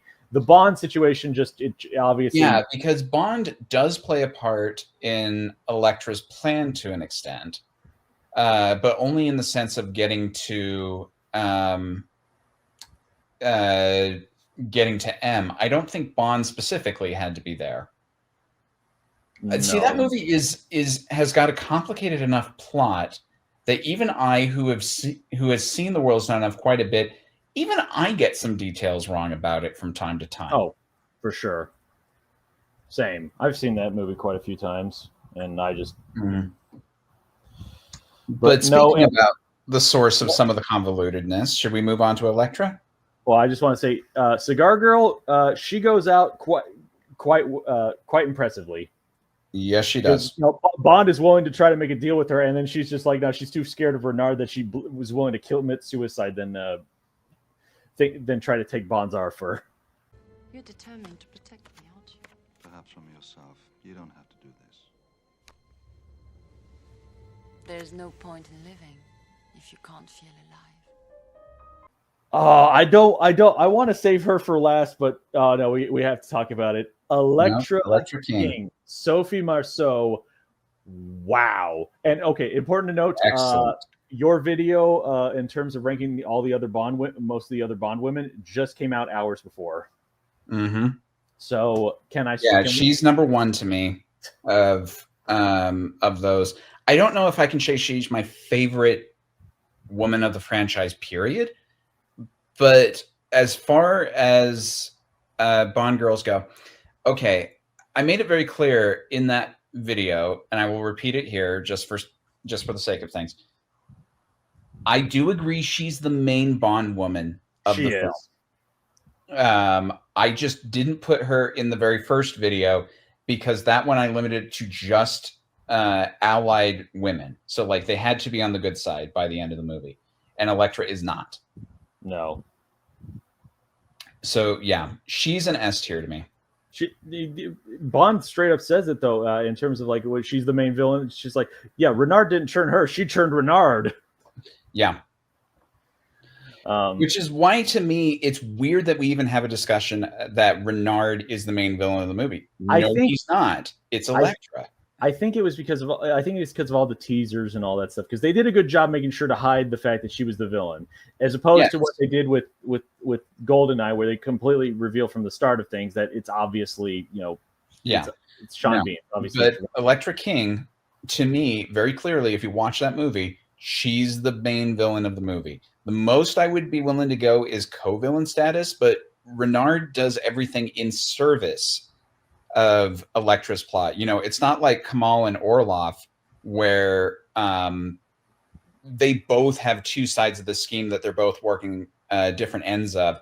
Same thing with Koskov and Whitaker, because both of those definitely have their own agendas, and they're perfectly okay with going against the other person. Renard, to me, is Odd Job to Goldfinger if Odd Job had a sexual thing with Goldfinger. and remember, Bond straight up says, you're willing to die for her? Yes. Or willing to commit suicide for her? Of course, obviously, he points out, you forget I'm already dead. Yep. Watch these hands, huh? By noon tomorrow, your time is up. Okay, now Renard. I don't know if I can put him in A tier. I like him a lot. He has a great gimmick, that's for sure. That is true. This the unable to feel pain and all that stuff. Again, but they don't use it. They don't really use it. It's just the only time we really see it is he's holding the hot rocks and he's not like, ah! So there's that. They have the bullet scraping him during the action scene in Kazakhstan. And then they have him, punching the glass furniture, that glass table. They don't fully use the I say to the extent that I think they should. I think like say when he was fighting Bond in the silo and all that stuff, where Bond gets the drop on him, we should have had a moment where like friggin' Bond, like you can clearly hear like his arm snapped, like Bond breaks his arm, and he's still like just running around like not even affected and all that stuff. That would have been a good way to show just like, shoot, you could break his bones and he'll still keep going. He's like Darth Sion. Sure. No, I think I got to go B tier. I do too, because it's just like it feels like a waste. It feels like a waste, and yet he's more effectively used than some of the wastes. Bond, Universal Exports. And I'm Davido, Chief of Security. As you can see, we're having some problems with the villagers. Anyway, this is person. Davidoff. Elektra's head of security. See, yeah, his death though really kind of like kickstarts a lot of stuff. Yep. Robinson's reporting. The bomb was a dud, but the triggering charge blew out a 50-yard section of the pipe. All right. Gabor is the next one. Yep, Gabor, played by John. Another, I guess he becomes successor to Davidoff, because it feels like he's another security man. I don't know if I can even put him in C tier. No, D. There's nothing to him. Again, he's just another one of those cases of just like, okay, Elektra needs a big bodyguard and all that stuff, but obviously it can't be Renard walking around. Actually, again, she's taller than freaking Renard. Sophie Marceau is taller than Robert Carlyle. After you. No. After you. I insist. Okay. Mr. Bullion, played by freaking Goldie. Yeah. As a kid growing up, I remembered who he was, but I don't think there's much to say about him. I mean, he's the turncoat to Zukovsky, so I don't put him in the bottom. I would put him as C just in the fact that he's memorable enough with the teeth, and it's freaking Goldie. I don't know what I forget what he's prominently known for in the UK, because obviously this is a case of like if we were growing up in the UK, we probably definitely know who this guy is. The same thing with like those two cops that were put in the parking brake. Right, they get splashed with water. Apparently, according to Calvin Dyson, that was a bigger thing. He was a music producer and a DJ, a graffiti artist. It's pretty much what he was known for. He did do a couple of acting things, but the big thing he's known for is The World's Not Enough. But he also was in Guy Ritchie's Snatch, of course, and he did a soap opera called The EastEnders. Well, I've heard of EastEnders. I've heard of EastEnders. And I want to say, like, let me guess, he also was like in a season of Big Brother. Actually, he was Celebrity Big Brother 2. Everyone's been on that show. Yep. He's in quite a few celebrity reality shows from the UK. Of course. What do you expect? But anywho. What happened to Davidov? I was told to expect him. He was buried with work. Okay, moving on. This is the guy that... Wait, is that the guy who meets up with Bond, and he's like, what happened to Davidoff? I was expecting him. He was buried with work. That's this guy. I have nothing to say about this guy. No, he just shows up and he's pretty much gone. Is everything ready for tomorrow? I have the authorization and the passes in the car. And I have arranged for a plane tonight, but what? And the same thing we can say for Dr. Arkov. Why did I want to say Markov? Again, nothing to say. Just literally, did he only show up in the hot rock scene? Yep. It should have had him show up like once or twice beforehand, because it's just like feels like. I don't know how you would have done it within the framework of the movie. I don't know. There are some things that I'm just like, they're in the movie the perfect amount, and this guy is, perfect amount. But I have nothing to say about him.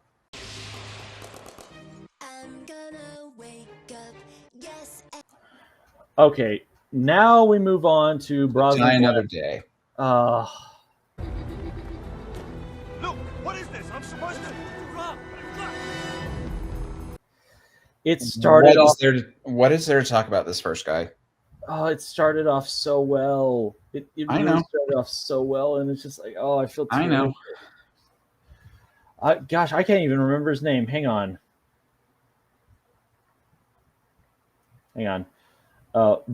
Van Bierk. Oh yes, he does have a name, Mr. Van Bierk, which is the guy that Bond quickly holds hostage and pretends to be when he's exchanging the diamonds with Colonel Moon. Nothing to say. Yeah, I don't really. How do you propose to kill me now, Mr. Bond? So you live to die another day, Colonel. At last. I was beginning to think you'd never guess. Okay, now this part I hate. I hate we did not get like a dual image of obviously Toby Stevens, and then of course of Colonel Moon, played because by... they're the same character. Yeah. Okay, so I love them reusing the novel Moonraker's approach, where a guy from the East reforms himself into a Western guy, and this guy goes one further and deliberately models himself off of Bond. I like that idea a lot. I do too. It's just the gene therapy. Oh my gosh, that's too much of the shark for me. That's too much of the shark for me. I'm sorry. I can actually live with the gene therapy. I mean, this is the same era where we had cloning for one of the video games, and in the last movie we have a guy that feels no pain. I'm willing to accept the gene therapy thing as one of those extra high element comic book sort of things. The problem is that does not match with that first half. No, it does not. And again, maybe they feared it would have been too much like they were ripping off Mission Impossible. I would have done Mission Impossible like Mask. Have Colonel Moon pretending to be Gustav Graves for a little while.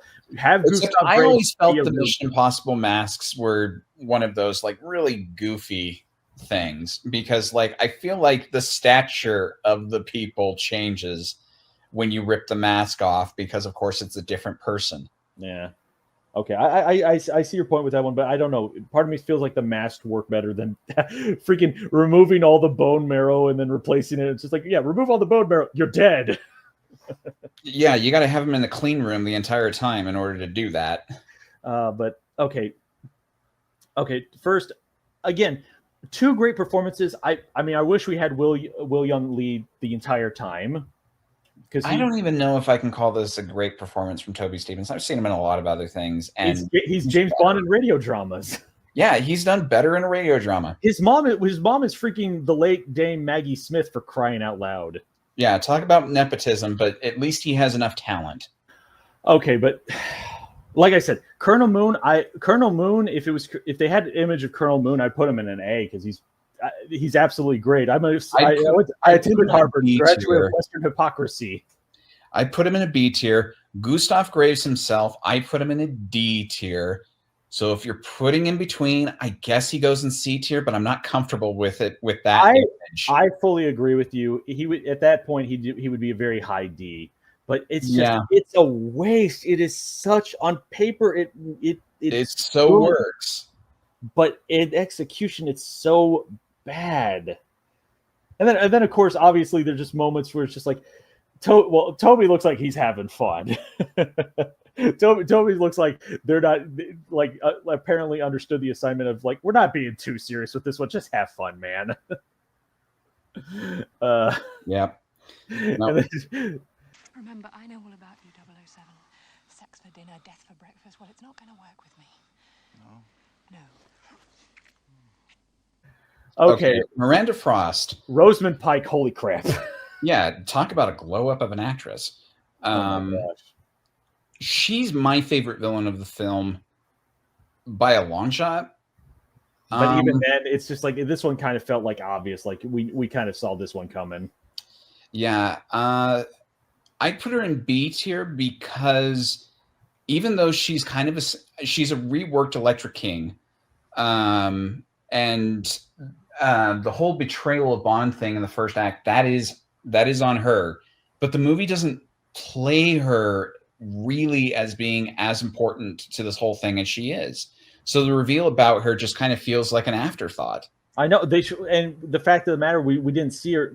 We really should have maybe saw her in the pre-title sequence or something. I feel like that should have been important. I don't know how to have worked it, but I think she should have been introduced before London somehow. Yeah. But okay, Rosamund Pike, though, just that is one of the craziest of, like, man, this was one of her first roles, and just, man, the bar just absolutely shot up. Oh yeah.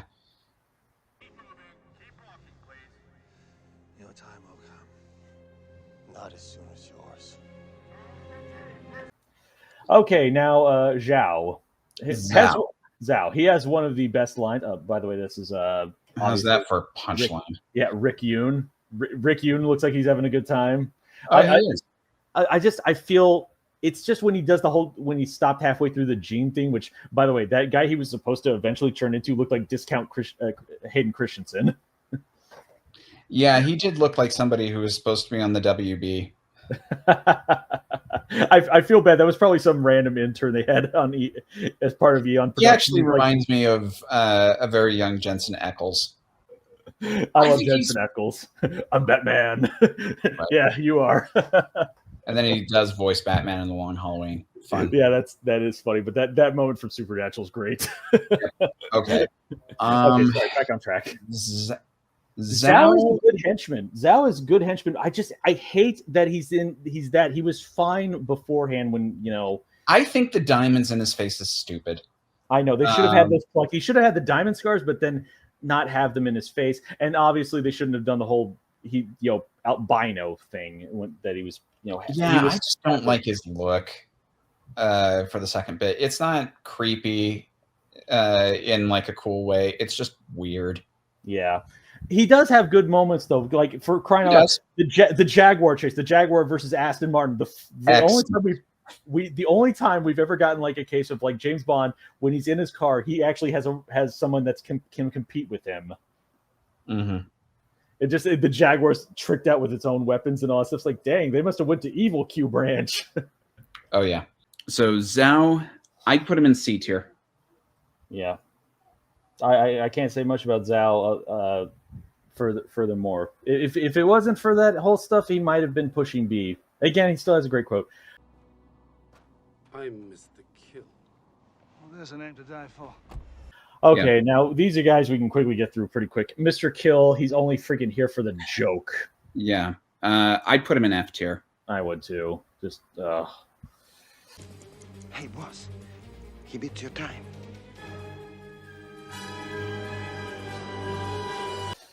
Also F, freaking Vlad. Vlad. F, yeah, that sounds about right. A Western education would help him become a bridge between our worlds. But all it did was to corrupt him. Yeah. Okay. He's part of General Moon. Nothing. I mean, he is okay. Here's my problem. He is technically a villain, but he's a more complicated ally to Bond, and I always think of him as an ally first. Yeah, he's definitely a Gogol character. Yeah, he's a Gogol character. He's just actually more of a villain, but even then, not really, because he's not actually the one directly responsible for doing the Bond and torture. He even says, "I don't condone what they do here." He just kind of goes along with some of this thing, but he's more peace-loving. He's a more progressive general. I do really like this character, and he will, when I get around to doing the Allies video, don't be surprised if he gets up fairly high. Yeah. Kenneth Tsang gives a good performance. I don't think he belongs on this list. No, that's why I'm saying I would put not a villain. Yeah. It's the same thing we had behind General Gogol. Not really a villain. I like to think of myself as an artist. And this is when I create. But I can see why you gene need therapy guy. Dr. Alvarez. I have nothing to say about him. No, I don't either. He just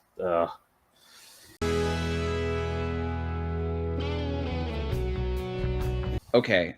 Okay, now we finally hit the Craig era. Yeah, finally. Okay.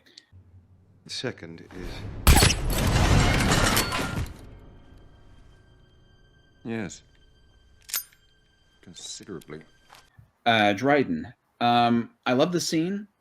I think the guy does fairly well in it. Malcolm, he's in the movie the right amount. I'd put him C. Yep, he certainly gives. He's definitely a one-scene wonder, but he definitely gives it. Yeah, he fulfills the scene exactly the way he should.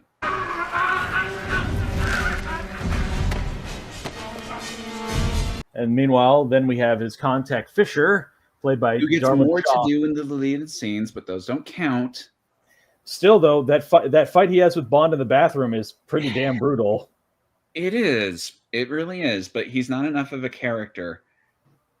Do I want to put him in D tier? I guess I would. I would just say he might be middle.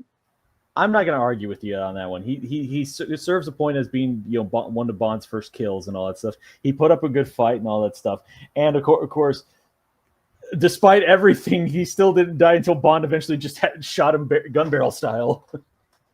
In the second most BA way, one of these pre-title sequences is ended because, of course, the showstopper is Spy Who Loved Me.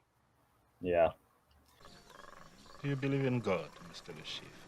No. I believe in a reasonable rate of return. Okay. Stephen Obano. Stephen Obano. Yeah. Played by, I'm not even going to pronounce the name, Isach de Bancole. Forgive be me. able to correct you on that. Okay. Hang on, I'll look that up for 10 seconds. He is from the Ivory Coast. Yeah. So, terrorist organization, leader. I think in movie they don't say it, but the material says God's Army. So I guess he's more of a religious military extremist person. Oh, he's freaking Joseph Kony? Yeah, not that the religion plays anything into Casino Royale. Religion barely plays any role in those in African Bond films to warlords. begin with. So, or with African warlords in general. Yeah. Certainly is a memorable looking villain, that's for sure. Yeah, he's not F tier, but I'd say D. Yeah.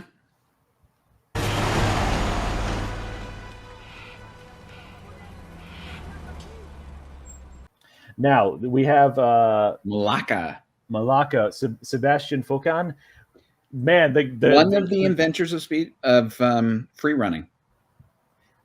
Which that's pretty badass, and just him running around and all that stuff. Oh, there's not much to say about him truly, other than just like, dude is a freaking was great with stunts, and like I think he did all that himself, right? Yeah, he did. God, man, just to me, it's the same argument as Dryden. He belongs there too. I think he's C. No. Because he's effective for the scene that he's in. He doesn't need to be in the movie anymore. Okay. This is on the table. That's my car. Want to bet? I'm sorry, Mr. Demetrius. Please, no. Give him a chance to win his money back. Okay. Alex Dimitros. Yeah. He doesn't take bad news well. Oh, no, he does not. Do I even go B tier with him?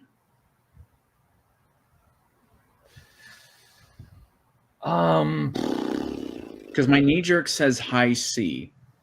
Well, I'm gonna leave a lot of this one up to you because it's been a while since I've seen Casino Royale or Quantum. Go fix that. Go watch Casino Royale. Quantum, that's up to you. Okay. But yeah, Demetrios, I'm gonna put that in a C. Okay.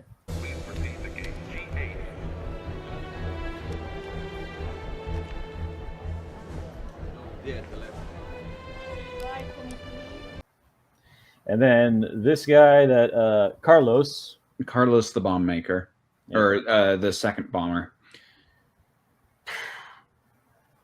The thing is that I like Malaka more, but this guy is pretty much doing the same thing because he's doing the same job. D. Yeah, it'd be a high D. Yeah.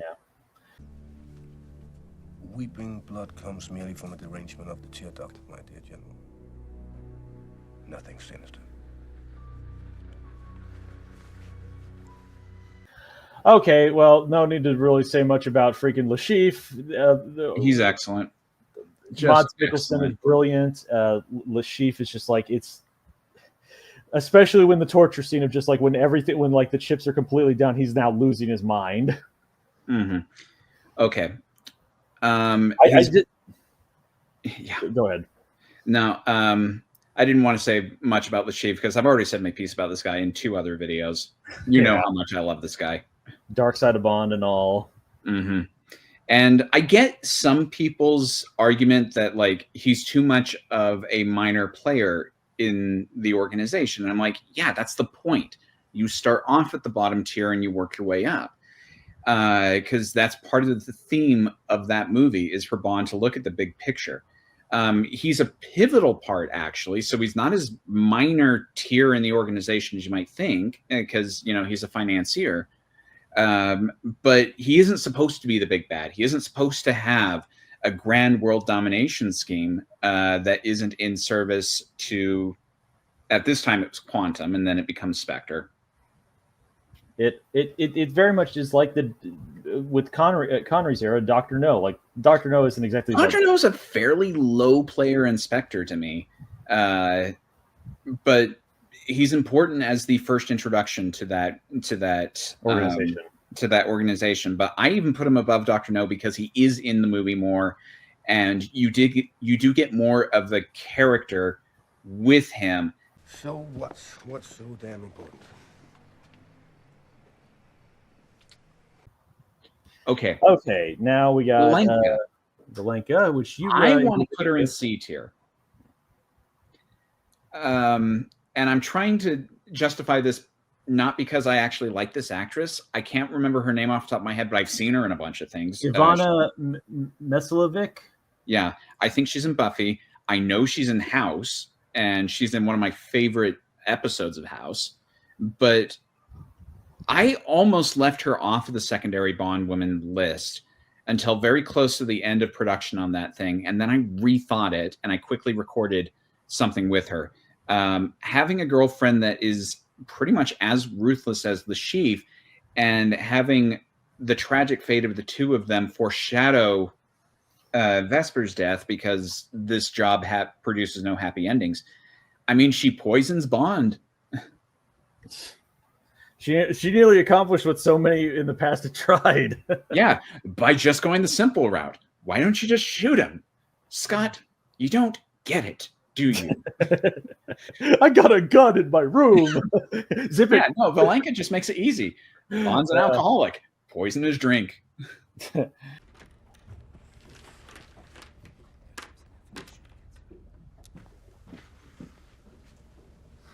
Okay, now we got Krat. I have nothing to say about him. Yeah, I don't even remember this guy.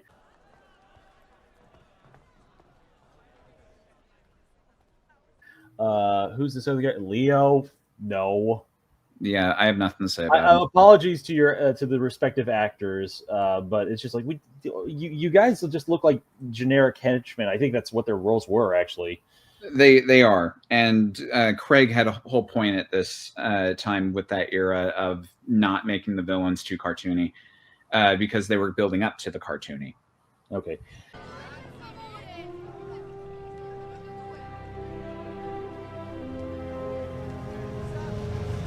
And now we have someone a little bit more to talk about, Adolf Gettler, which that's unfortunate.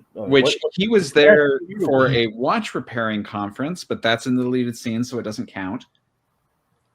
I only really remember him because Bond shooting him in the eye with a nail gun is so BA. Even though that should never happen. No, if you've actually fired nail guns, the nails do not shoot out like a bullet. Really, I know that. They quickly drop. My dad works in cabinetry. I have worked around nail guns most of my life. I don't care. It's still freaking awesome. No, he definitely killing him was this. But then, of course, in the back, with the background of things of just like his connection with Vesper, it's just Yeah, I'd put him in D tier. Yeah, there's not too much to say. No, he's not F.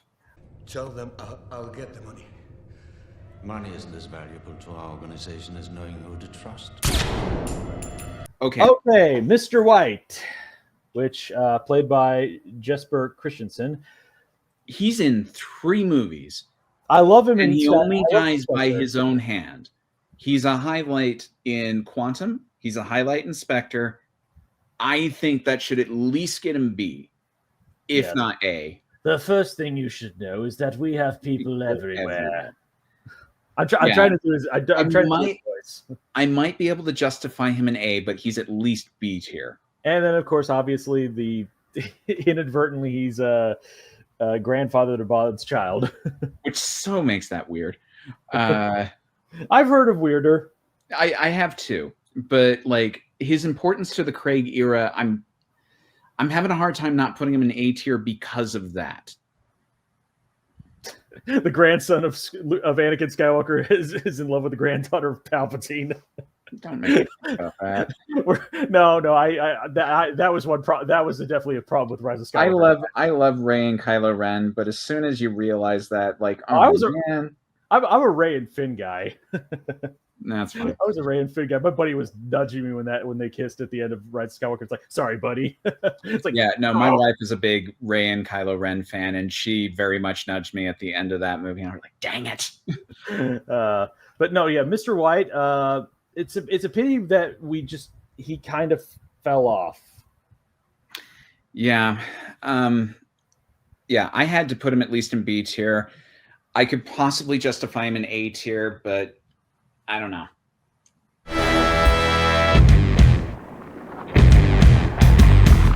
I'm not the ringer with the slick trigger finger for Her Majesty. Okay, now we move on to Quantum of Solace, which. Hello, Mitchell. Mitchell. Mitchell. A lot of these guys. Yeah, I'm barely remembering. I like his chase scene. Okay, no, not B, D. Oh, no, he doesn't get that high. No, I was just like, wait, what? I must be missing something. No. This is the world's most precious resource. We need to control as much of it as we can. Bolivia must be top priority. Okay, Dominic Green, also D. I have never liked that character. No, there's not much to say about some of these guys. I would almost put him in F. How much longer? But we know who's going in F. Elvis. Come on. I feel I do kind of feel for Anatoly Tabman. I feel for him, but it's like, dude. Anatol Taubman. He even got a bonus feature in the Quantum Home Media, and I'm like, yeah, because he's the actor I want to hear from. Quantum is so compromised as a film because of some of the creative decisions and production issues that, like, I know for some people it's pretty much a throwaway, forget about it film. I don't quite agree with that, but I get where you're coming from. And I don't say the F-bomb in my videos for various reasons, but this is the first one I want to say F Elvis. Who cares?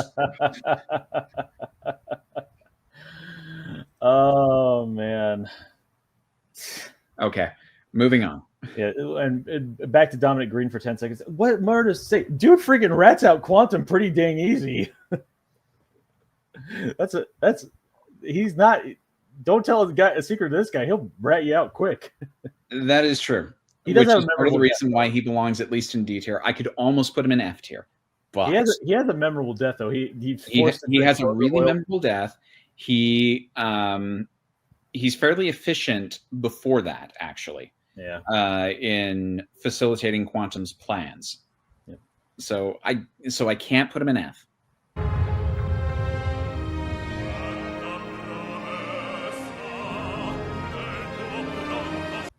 Okay, his bodyguard. I have nothing to say about him. Yeah, Green's driver. I don't even know if he has a name. Yeah, it's Green's driver. That's what's according to this. Yeah. ¿Qué es lo que desea? Qué bonita pregunta. ¿Qué tal un traguito por ahora? ¿Qué es lo que desea beber? Una cerveza. Okay, General Medrano. Okay, I felt bad about leaving him off the villains list because he does count as a co-villain to Green. But I've never cared for this guy. No, not really. I mean, their plan is very threatening, though. Obviously, controlling water and all that stuff. Damn, I put him in D tier because he does have a memorable thing about him of just being ruthless with women and almost getting to rape Charlie Chaplin's granddaughter. So, yeah, there's that. Miss Fields, Mr. Bond, my friend Carlos. Pleased to meet you. Madam. Mr. Bond, Mathis has spoken a great deal about you. Okay. This is Colonel Carlos. Mm-hmm. Not much to say about him. I don't have anything to say about him. In euros, as requested. The dollar isn't what it once was. Okay, I could have sworn this was Dave Bautista. No, he's coming later. No, this guy is apparently Jesus Ochoa, Lieutenant Orso. I literally, the image, I'm like, was that Dave? I could have sworn for years I thought that was Dave Bautista. I thought Dave Bautista that would have been weird. He shows up in Quantum and then suddenly becomes a more prominent guy in Spectre. Then not like that, actually. Not like that's completely out of the territory for this series. Look at Joe Don Baker. Sure, but I actually think that would have been kind of a clever way to tie in Quantum to Spectre, but they're not the same people. No. I have nothing to say about this guy, really. No, he just stands there and looks like Dave Bautista. You know who Green is and you want to put us in bed with him. You aren't kidding, right? Yeah, you're right. We should just deal with nice people. Now we got the sheriff from Stranger Things, David Harbour. David Harbour's been in quite a few things. But yeah, this was the first role I think I had seen him in. Gregory Bean is the character's name. D tier. Yeah. Because I forget what he mostly does in the movie.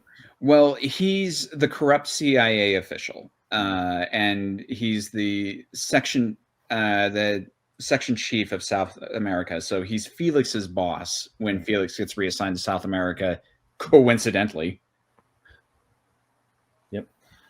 And Guy Haines, special envoy to the Prime Minister. Get Bond. Okay, we got Guy Haines, played by Paul Ritter. Yeah, who would have been a bigger part, but doesn't really matter. Oh, I know what he's from. Oh, you did not see graphite on the roof. You did not. he's in Chernobyl. Oh, okay. I have seen Chernobyl. Yeah, he's. I don't remember this guy, but Guy Haines. I only really remember him because I did play the Quantum of Solace video game quite a bit. He's Datlov in Chernobyl. Yeah. Yeah, 3.1, not bad, not great. But no, yeah, that's. I mean, he's high enough to demonstrate Quantum's reach, and he was supposed to have more of a role, but he's pretty much such a afterthought in that movie. Yeah. I don't even know if I could justify him in D tier, but okay, let's put him in F. I suppose so, but only because the movie fumbles the potential that you could have had with that. Because Quantum going all the way up to the advisor of the Prime Minister, that's something you should have done something with. Yeah. Drop it. So who are you working for? Piss off. Okay, Haines' bodyguard, played by Derek Lee. He gets a cool death, but what about it? And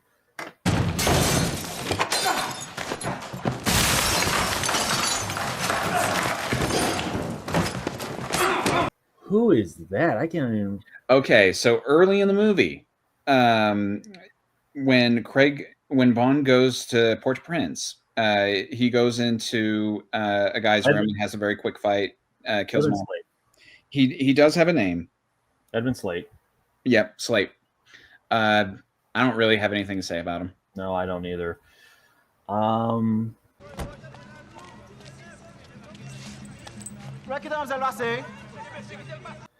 This guy. Don't have anything to say about him either. Is he also in Quantum? I'm not. I can't Yes, even he tell is. now. So he's the gate guard that Elvis tells off. Pay attention next time. To what? You called Universal Exports and the office is currently closed. What? So? I never understood that scene. You weren't supposed to shoot her. Well, I missed. The guy on the motorbike. I don't have anything to say about him. I don't even recognize that. Yeah. You were supposed to shoot her. Well, I missed. And Bond kicks him in the face. That's that guy. What about him? Please. Make it quick. Okay. Yusuf Kabira. He is someone that you can talk about because he's important to Casino Royale, but you wouldn't know it until Quantum. Because he's Vesper's girl. He's Vesper's boyfriend. Yep. And he shows up in the very final scene of the movie. So I like that this is a scam that Quantum runs in order to get females to give up information. Though if they keep doing it as often, I feel like this guy would be found out pretty quickly. Yeah, for sure.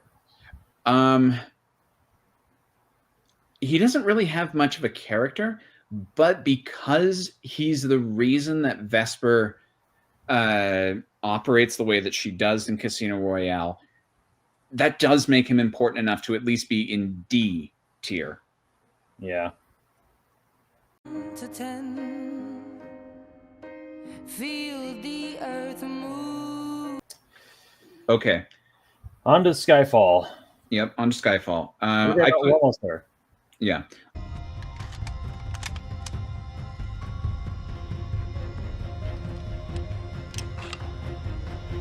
I put this guy in C tier. He's effective for what he is. I hate that the film Spectre tries to make him more important, and he really shouldn't be. No. Mr. Patrice. Yeah, see, because he has a good fight with Bond on the train. He assassinated that one dude pretty well. Yep. And he has a really cool fight scene with Bond, in the neon lights. I think that's an excellent scene. Yeah. What is this if not betrayal? She sent you off to me knowing you're not ready, knowing you would likely die. Mommy was very bad. Okay, now Raul Silva. Javier Bardem. Oh man, I want to put him in S in instant because oh my gosh, just that first. I might agree with that. Yeah, he's at least A tier, if not S tier. I find him to be so good in that movie. The first scene where he's talking about the rats and all that stuff is just oh man, it just how he sold it so quick. Javier Bardem's commitment to making this movie work. He had the script translated into Spanish, his native language, so that he could really understand because even if you speak English very well, I learned how to speak Portuguese pretty fluently, there is still a bit of an understanding, full comprehension barrier that you have by going into a second language, and him trying to overcome that so he really understood this character, magnificent.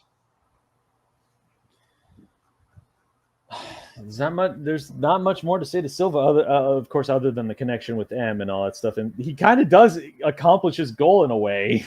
He's the one villain I think you could make a true argument he wins.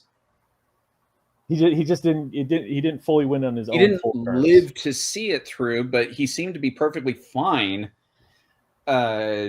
to die with her. I know. He puts the gun to his head, and then he's just like, we'll go through both of us. To prove his point. And I get with some people is like, well, yeah, that just makes him Heath Ledger's Joker. And I'm like, yeah, Heath Ledger's Joker is an archetype to begin with, and he works extremely well for The Dark Knight. I don't mind seeing this kind played with because I think there's enough difference between Raul Silva and the Joker, because this guy actually does have a backstory. He is supposed to be somewhat sympathetic. You understand why he did what he did, even if you don't align with him. He only fails in that she dies after him.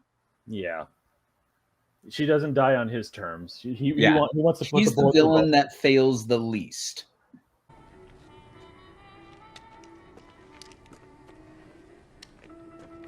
Yep. And then, of course, the boat captain for him. I have nothing. But with you, I'm feeling something that makes me want to stay. Okay, so that wasn't much about Skyfall. That's all right. So Spectre.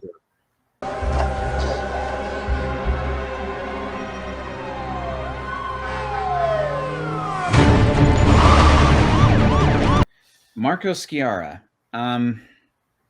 He's only in the pre-titles. He doesn't really have much of a character. His wife makes more of an impact on me. Which is Monica Bellucci. Yeah. I don't know exactly where I'd put him. I know how high is too high, though. I want to put D because,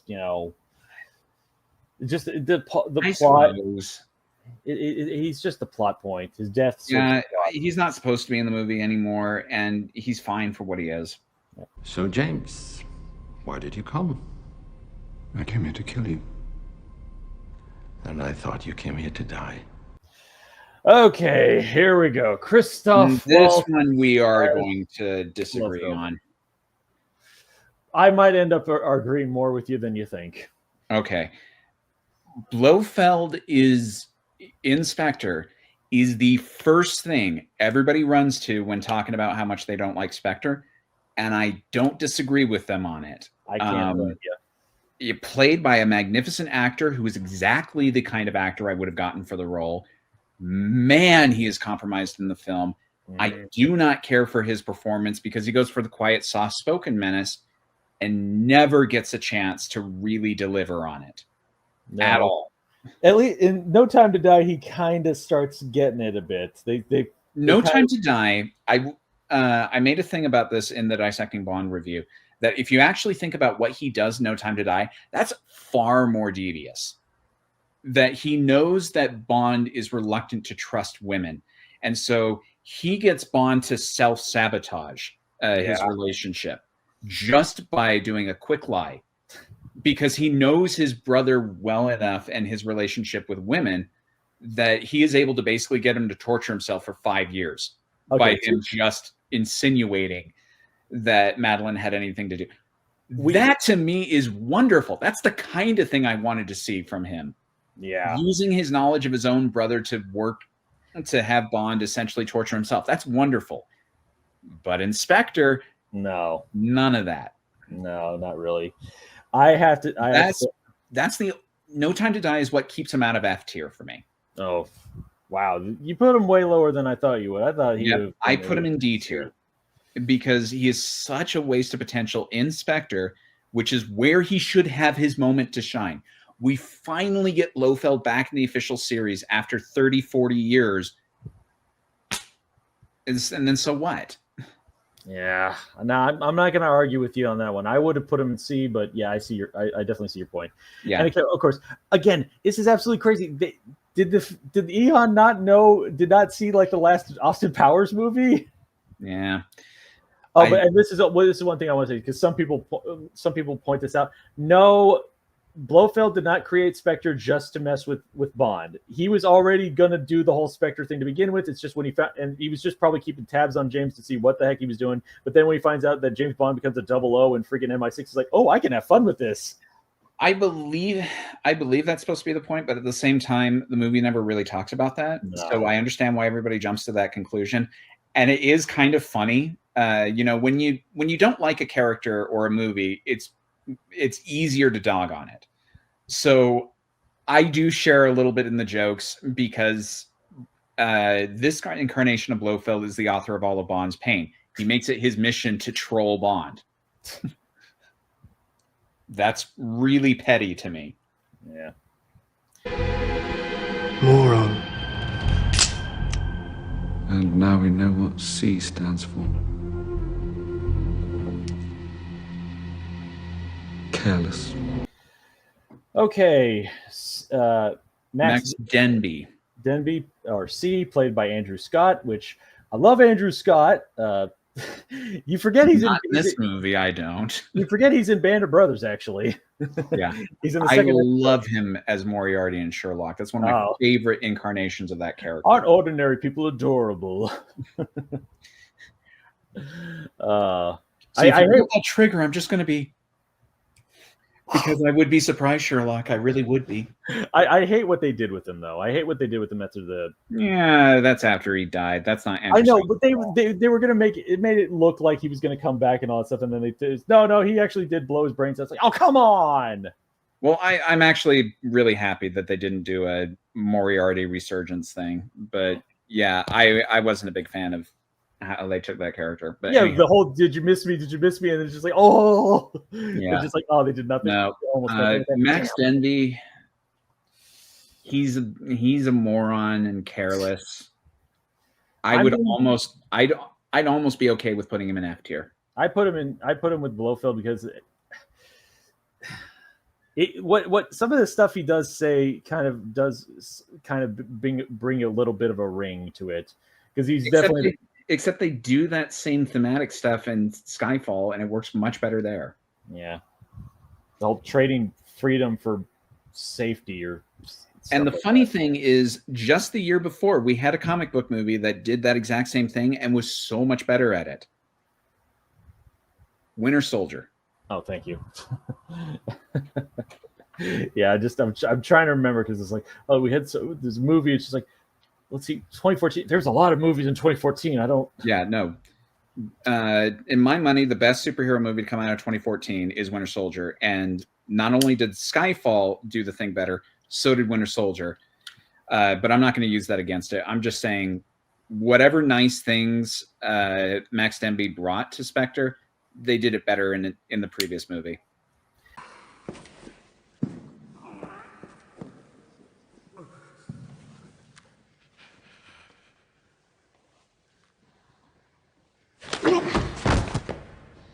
Okay, now we have Dave Bautista as Hinks. Now we have Dave Bautista. Oh, he's just not used enough in the film for me to put him to put him high C tier, but make your case for him being in B. Just the intimidating pressures, the freaking eye gouging, my dude, that's good. That made me uncomfortable in the theater. That made me uncomfortable. I'm like, holy jeez, guys, it hasn't been this brutal since License to Kill. Yeah. Oh, that freaked me out because of like it just like I was watching it with my parents, and it just like even my dad was a little uncomfortable with that part.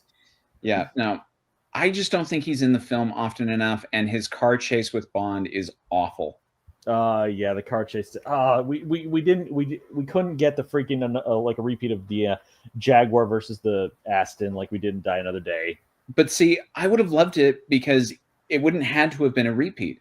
Just have Hinks's car be better than Bond's because Bond's has all the gadgets ripped out, and so Bond has to use his intelligence rather than rely on the gadgets. Mm-hmm. You didn't have to do much, but you could have fixed that scene. Champagne? Maybe later. Certainly. Okay, Blofeld's right hand. That's literally what he's I have called. nothing. No, I have nothing to say. Yeah, these next 5 guys, nothing. No. Okay. Positives.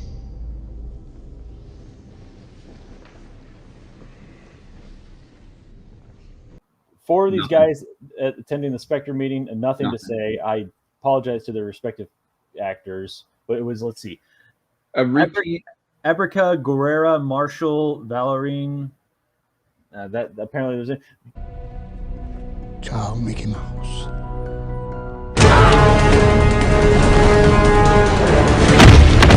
Lorenzo, on the other hand, we do have to get. I want to give him at least. What was he repeats the same joke as Last Crusade with Mickey Mouse. I know, but that's what gives it to me to him. But we'll leave him off there. No. What do you want? What do you want to do? Yeah, I put him in the. I have nothing to say about him. Okay, but again, the Mickey Mouse joke. I don't know. That's the only thing that was selling it for me, which was kind of funny. But all right, are final we on one. Spectre yet?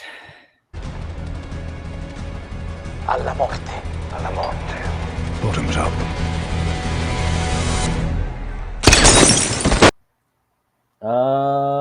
Well, wait, hang on. I don't know who this guy is. I'm trying to look at the picture. I don't see an image of it. Oh, wait, Galio. Let's see. Galio was a terrorist working with. Oh, right, he's the guy that gets blown up with Sicaria.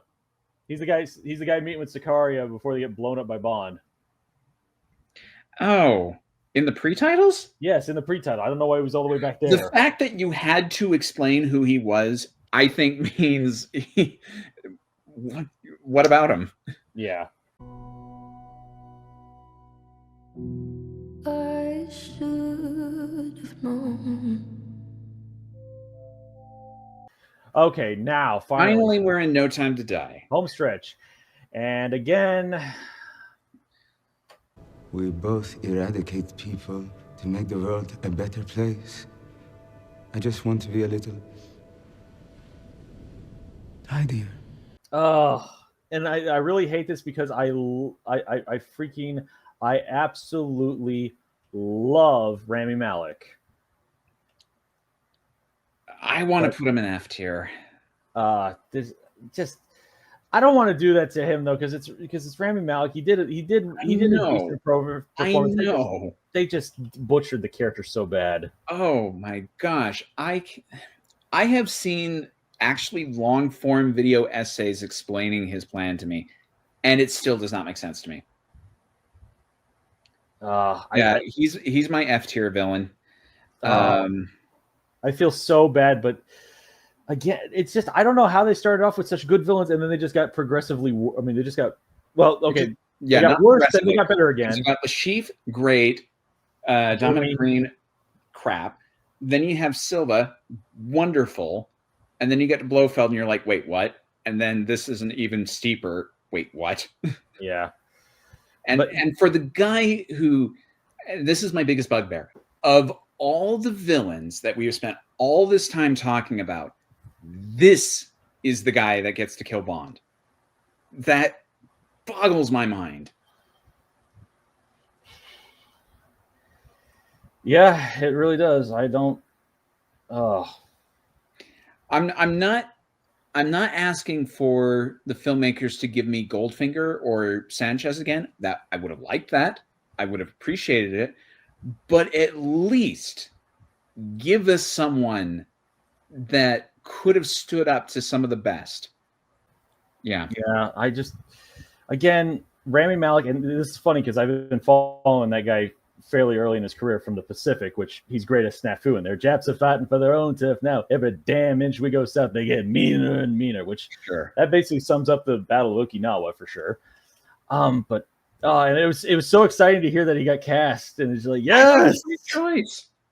But the execution, they butchered it so bad. So bad. All right, moving on. Blofeld sends his regards. You know, Madeleine, she's a daughter of Spectre. Okay. Primo. I really like the guy. I really do. I like him too. This is another movie where I think the henchmen are all better than the main villain. Yeah. Do we want to put him in, say, B? I'd put him in B. Yeah, I like him that much. Yeah, and he messed with Bond on his own, and of course the eye thing is really cool. It's such a Roger Moore kind of line, and I love it. Yeah. Okay. And now we got Where'd you find the Book of Mormon?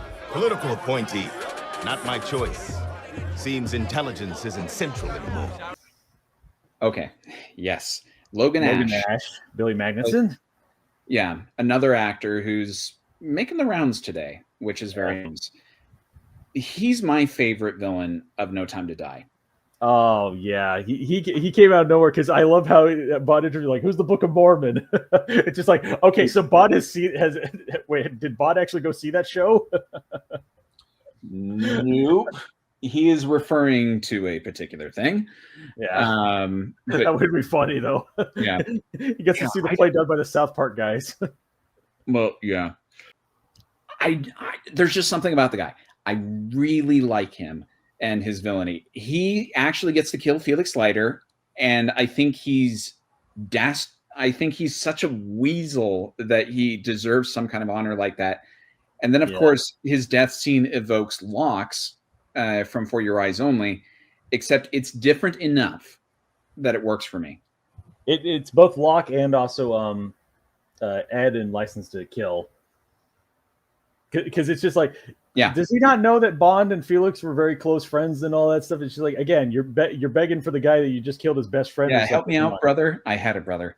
What do you think was going to happen here? I don't know if I could put him quite in A tier. Oh, but at least because look who you're putting him up above. True. Okay. Yeah, I got to put him in B tier. It's just, you never suspected. He really pulls off the whole you never would have suspected, because he is one of the first legit surprise villain twists in this series that actually works for me. Mm-hmm. And given that we're 27 films into this, the fact that you were actually able to surprise me that somebody's a villain, wow, good for you. Yeah. What do I do with it? Swallow it. Goodbye. Swallow it? Yes, I like animals. Bye-bye. And then finally, last but I guess kind of least, freaking Valdo. Valdo Oberchev. I go back and forth on this guy. So he is the scientist most familiar with the Heracles weapon, so that he's the one that can program the nanobots and whatnot. He's basically the scientific part of the plan. Okay. Yeah, that's what he does.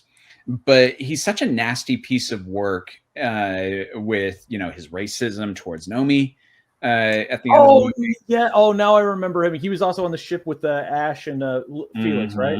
He was the one that got out of Cuba. Yeah, and he's such a scaredy cat through the movie that gives him so much color that I really like. I totally forgot because of the image they're showing and all that stuff. I totally forgot. Yeah. No, I like animals. Yeah, that's that guy.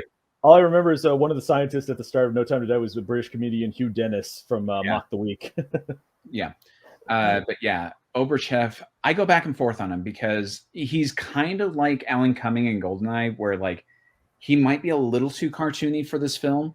But at the same time, I appreciate that because I think the Craig era was ramping up to being more cartoony and just kind of stumbled a couple of times. It's not a really smooth transition.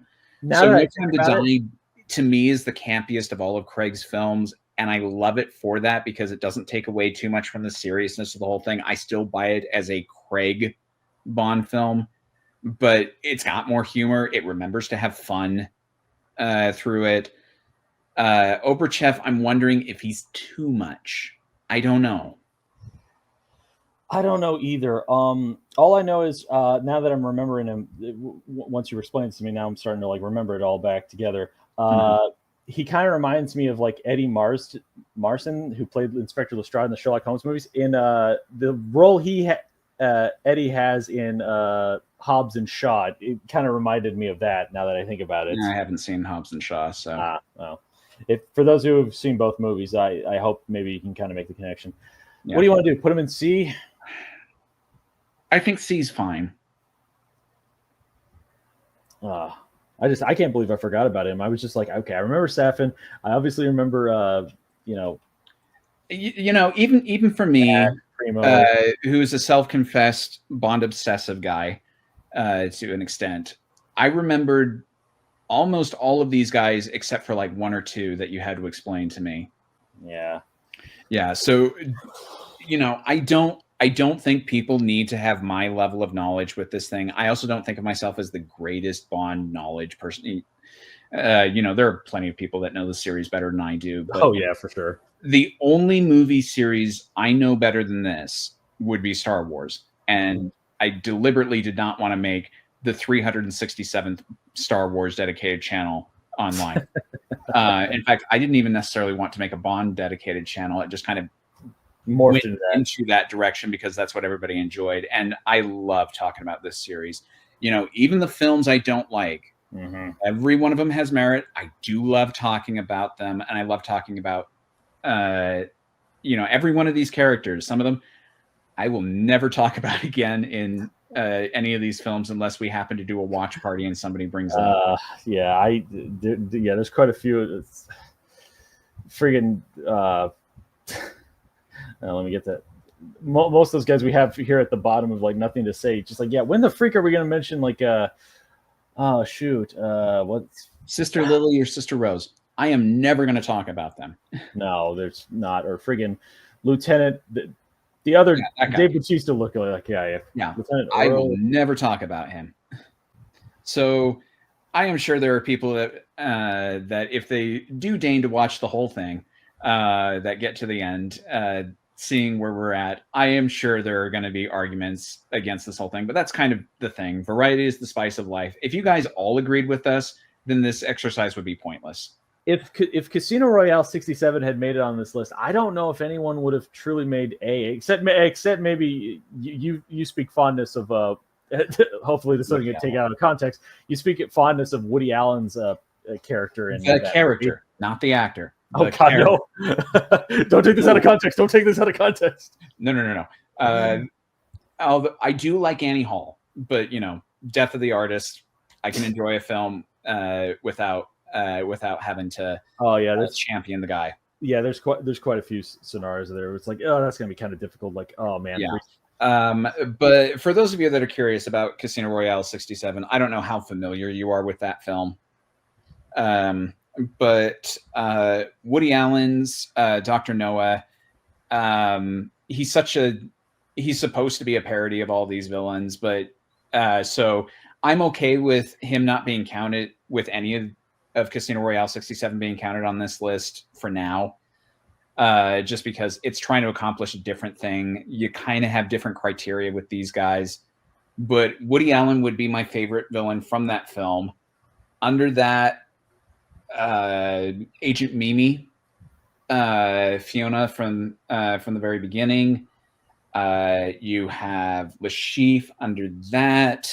with Orson Welles. It was just Orson Welles, and I have to admit, his death is hilarious. It's actually hilarious because they literally, the guys bust their hand with a gun through the TV monitor. It's hilarious. So you have that, and then just about everybody else from the film is below Le Chiffre. That includes creepy Vladik Shabal. I love that he showed up, but you know, he's a nothing guy. Any of the other people at that institute, same kind of thing. Yeah. And let's see, where would I put Woody Allen? I'd probably put him in C tier, Dr. Noah. I thought you might have argued and maybe trying to push him into B at least. No. I can't do that. I put him in C tier, and then off the thing that I said, you can pretty much make your case for everybody else underneath. Yeah. So that's what I would do there. All right. So this was a fun exercise. I don't know that we will ever do anything like this extensively again. Closest I could think is if somebody made a thing of the Bond allies, and there might not be as many. Well, it depends on how broad you are, because all the Bond women can technically count as allies. Oh, yeah, that's true. Yeah, so if you did all the Bond women, we do this. But I just went through part 2 with 96 people on that list. And then after doing this, I'm kind of done with being with trying to count everybody for now. Somebody did comment on the video, which I thought was pretty funny. All right, now do all of the Sheriff J.W. Pepper one-liners. And I'm like, oh my gosh. Well, that won't take too long. At least you only have to deal with like a couple of minutes of one movie. 2 films, but like every line from his mouth. Oh my gosh. I forgot he's in The Man with the Golden Gun. I completely forgot for a minute there. Did you ever think of getting a driver's license, boy? You just try that in my bayou, boy. If you get in touch with Calvin Dyson, that's something y'all can do. Oh, yeah. No, but believe me, if Calvin ever watched any of these videos and was interested enough on doing something, anything, my door is always open. I would love to just wax lyrical about Sheriff J.W. Pepper. He's not a great character. He really isn't. We know why he's there. I don't care. He is so funny to me. Oh, man. Still, this was... This was quite crazy. Of course, shout out to Eddie Scarpa, whoever you are, for making this tier list. Don't know what you were thinking on some of these ones of like, and there were ones I think that should have counted that you didn't put on there, but you know, as someone who has gone excessive on at least 1 or 2 of my videos, my hat off to you. So, how do you want to end this? Keep bonding out there, folks. Don't feel the need to ever do something like this. Have a good night, y'all.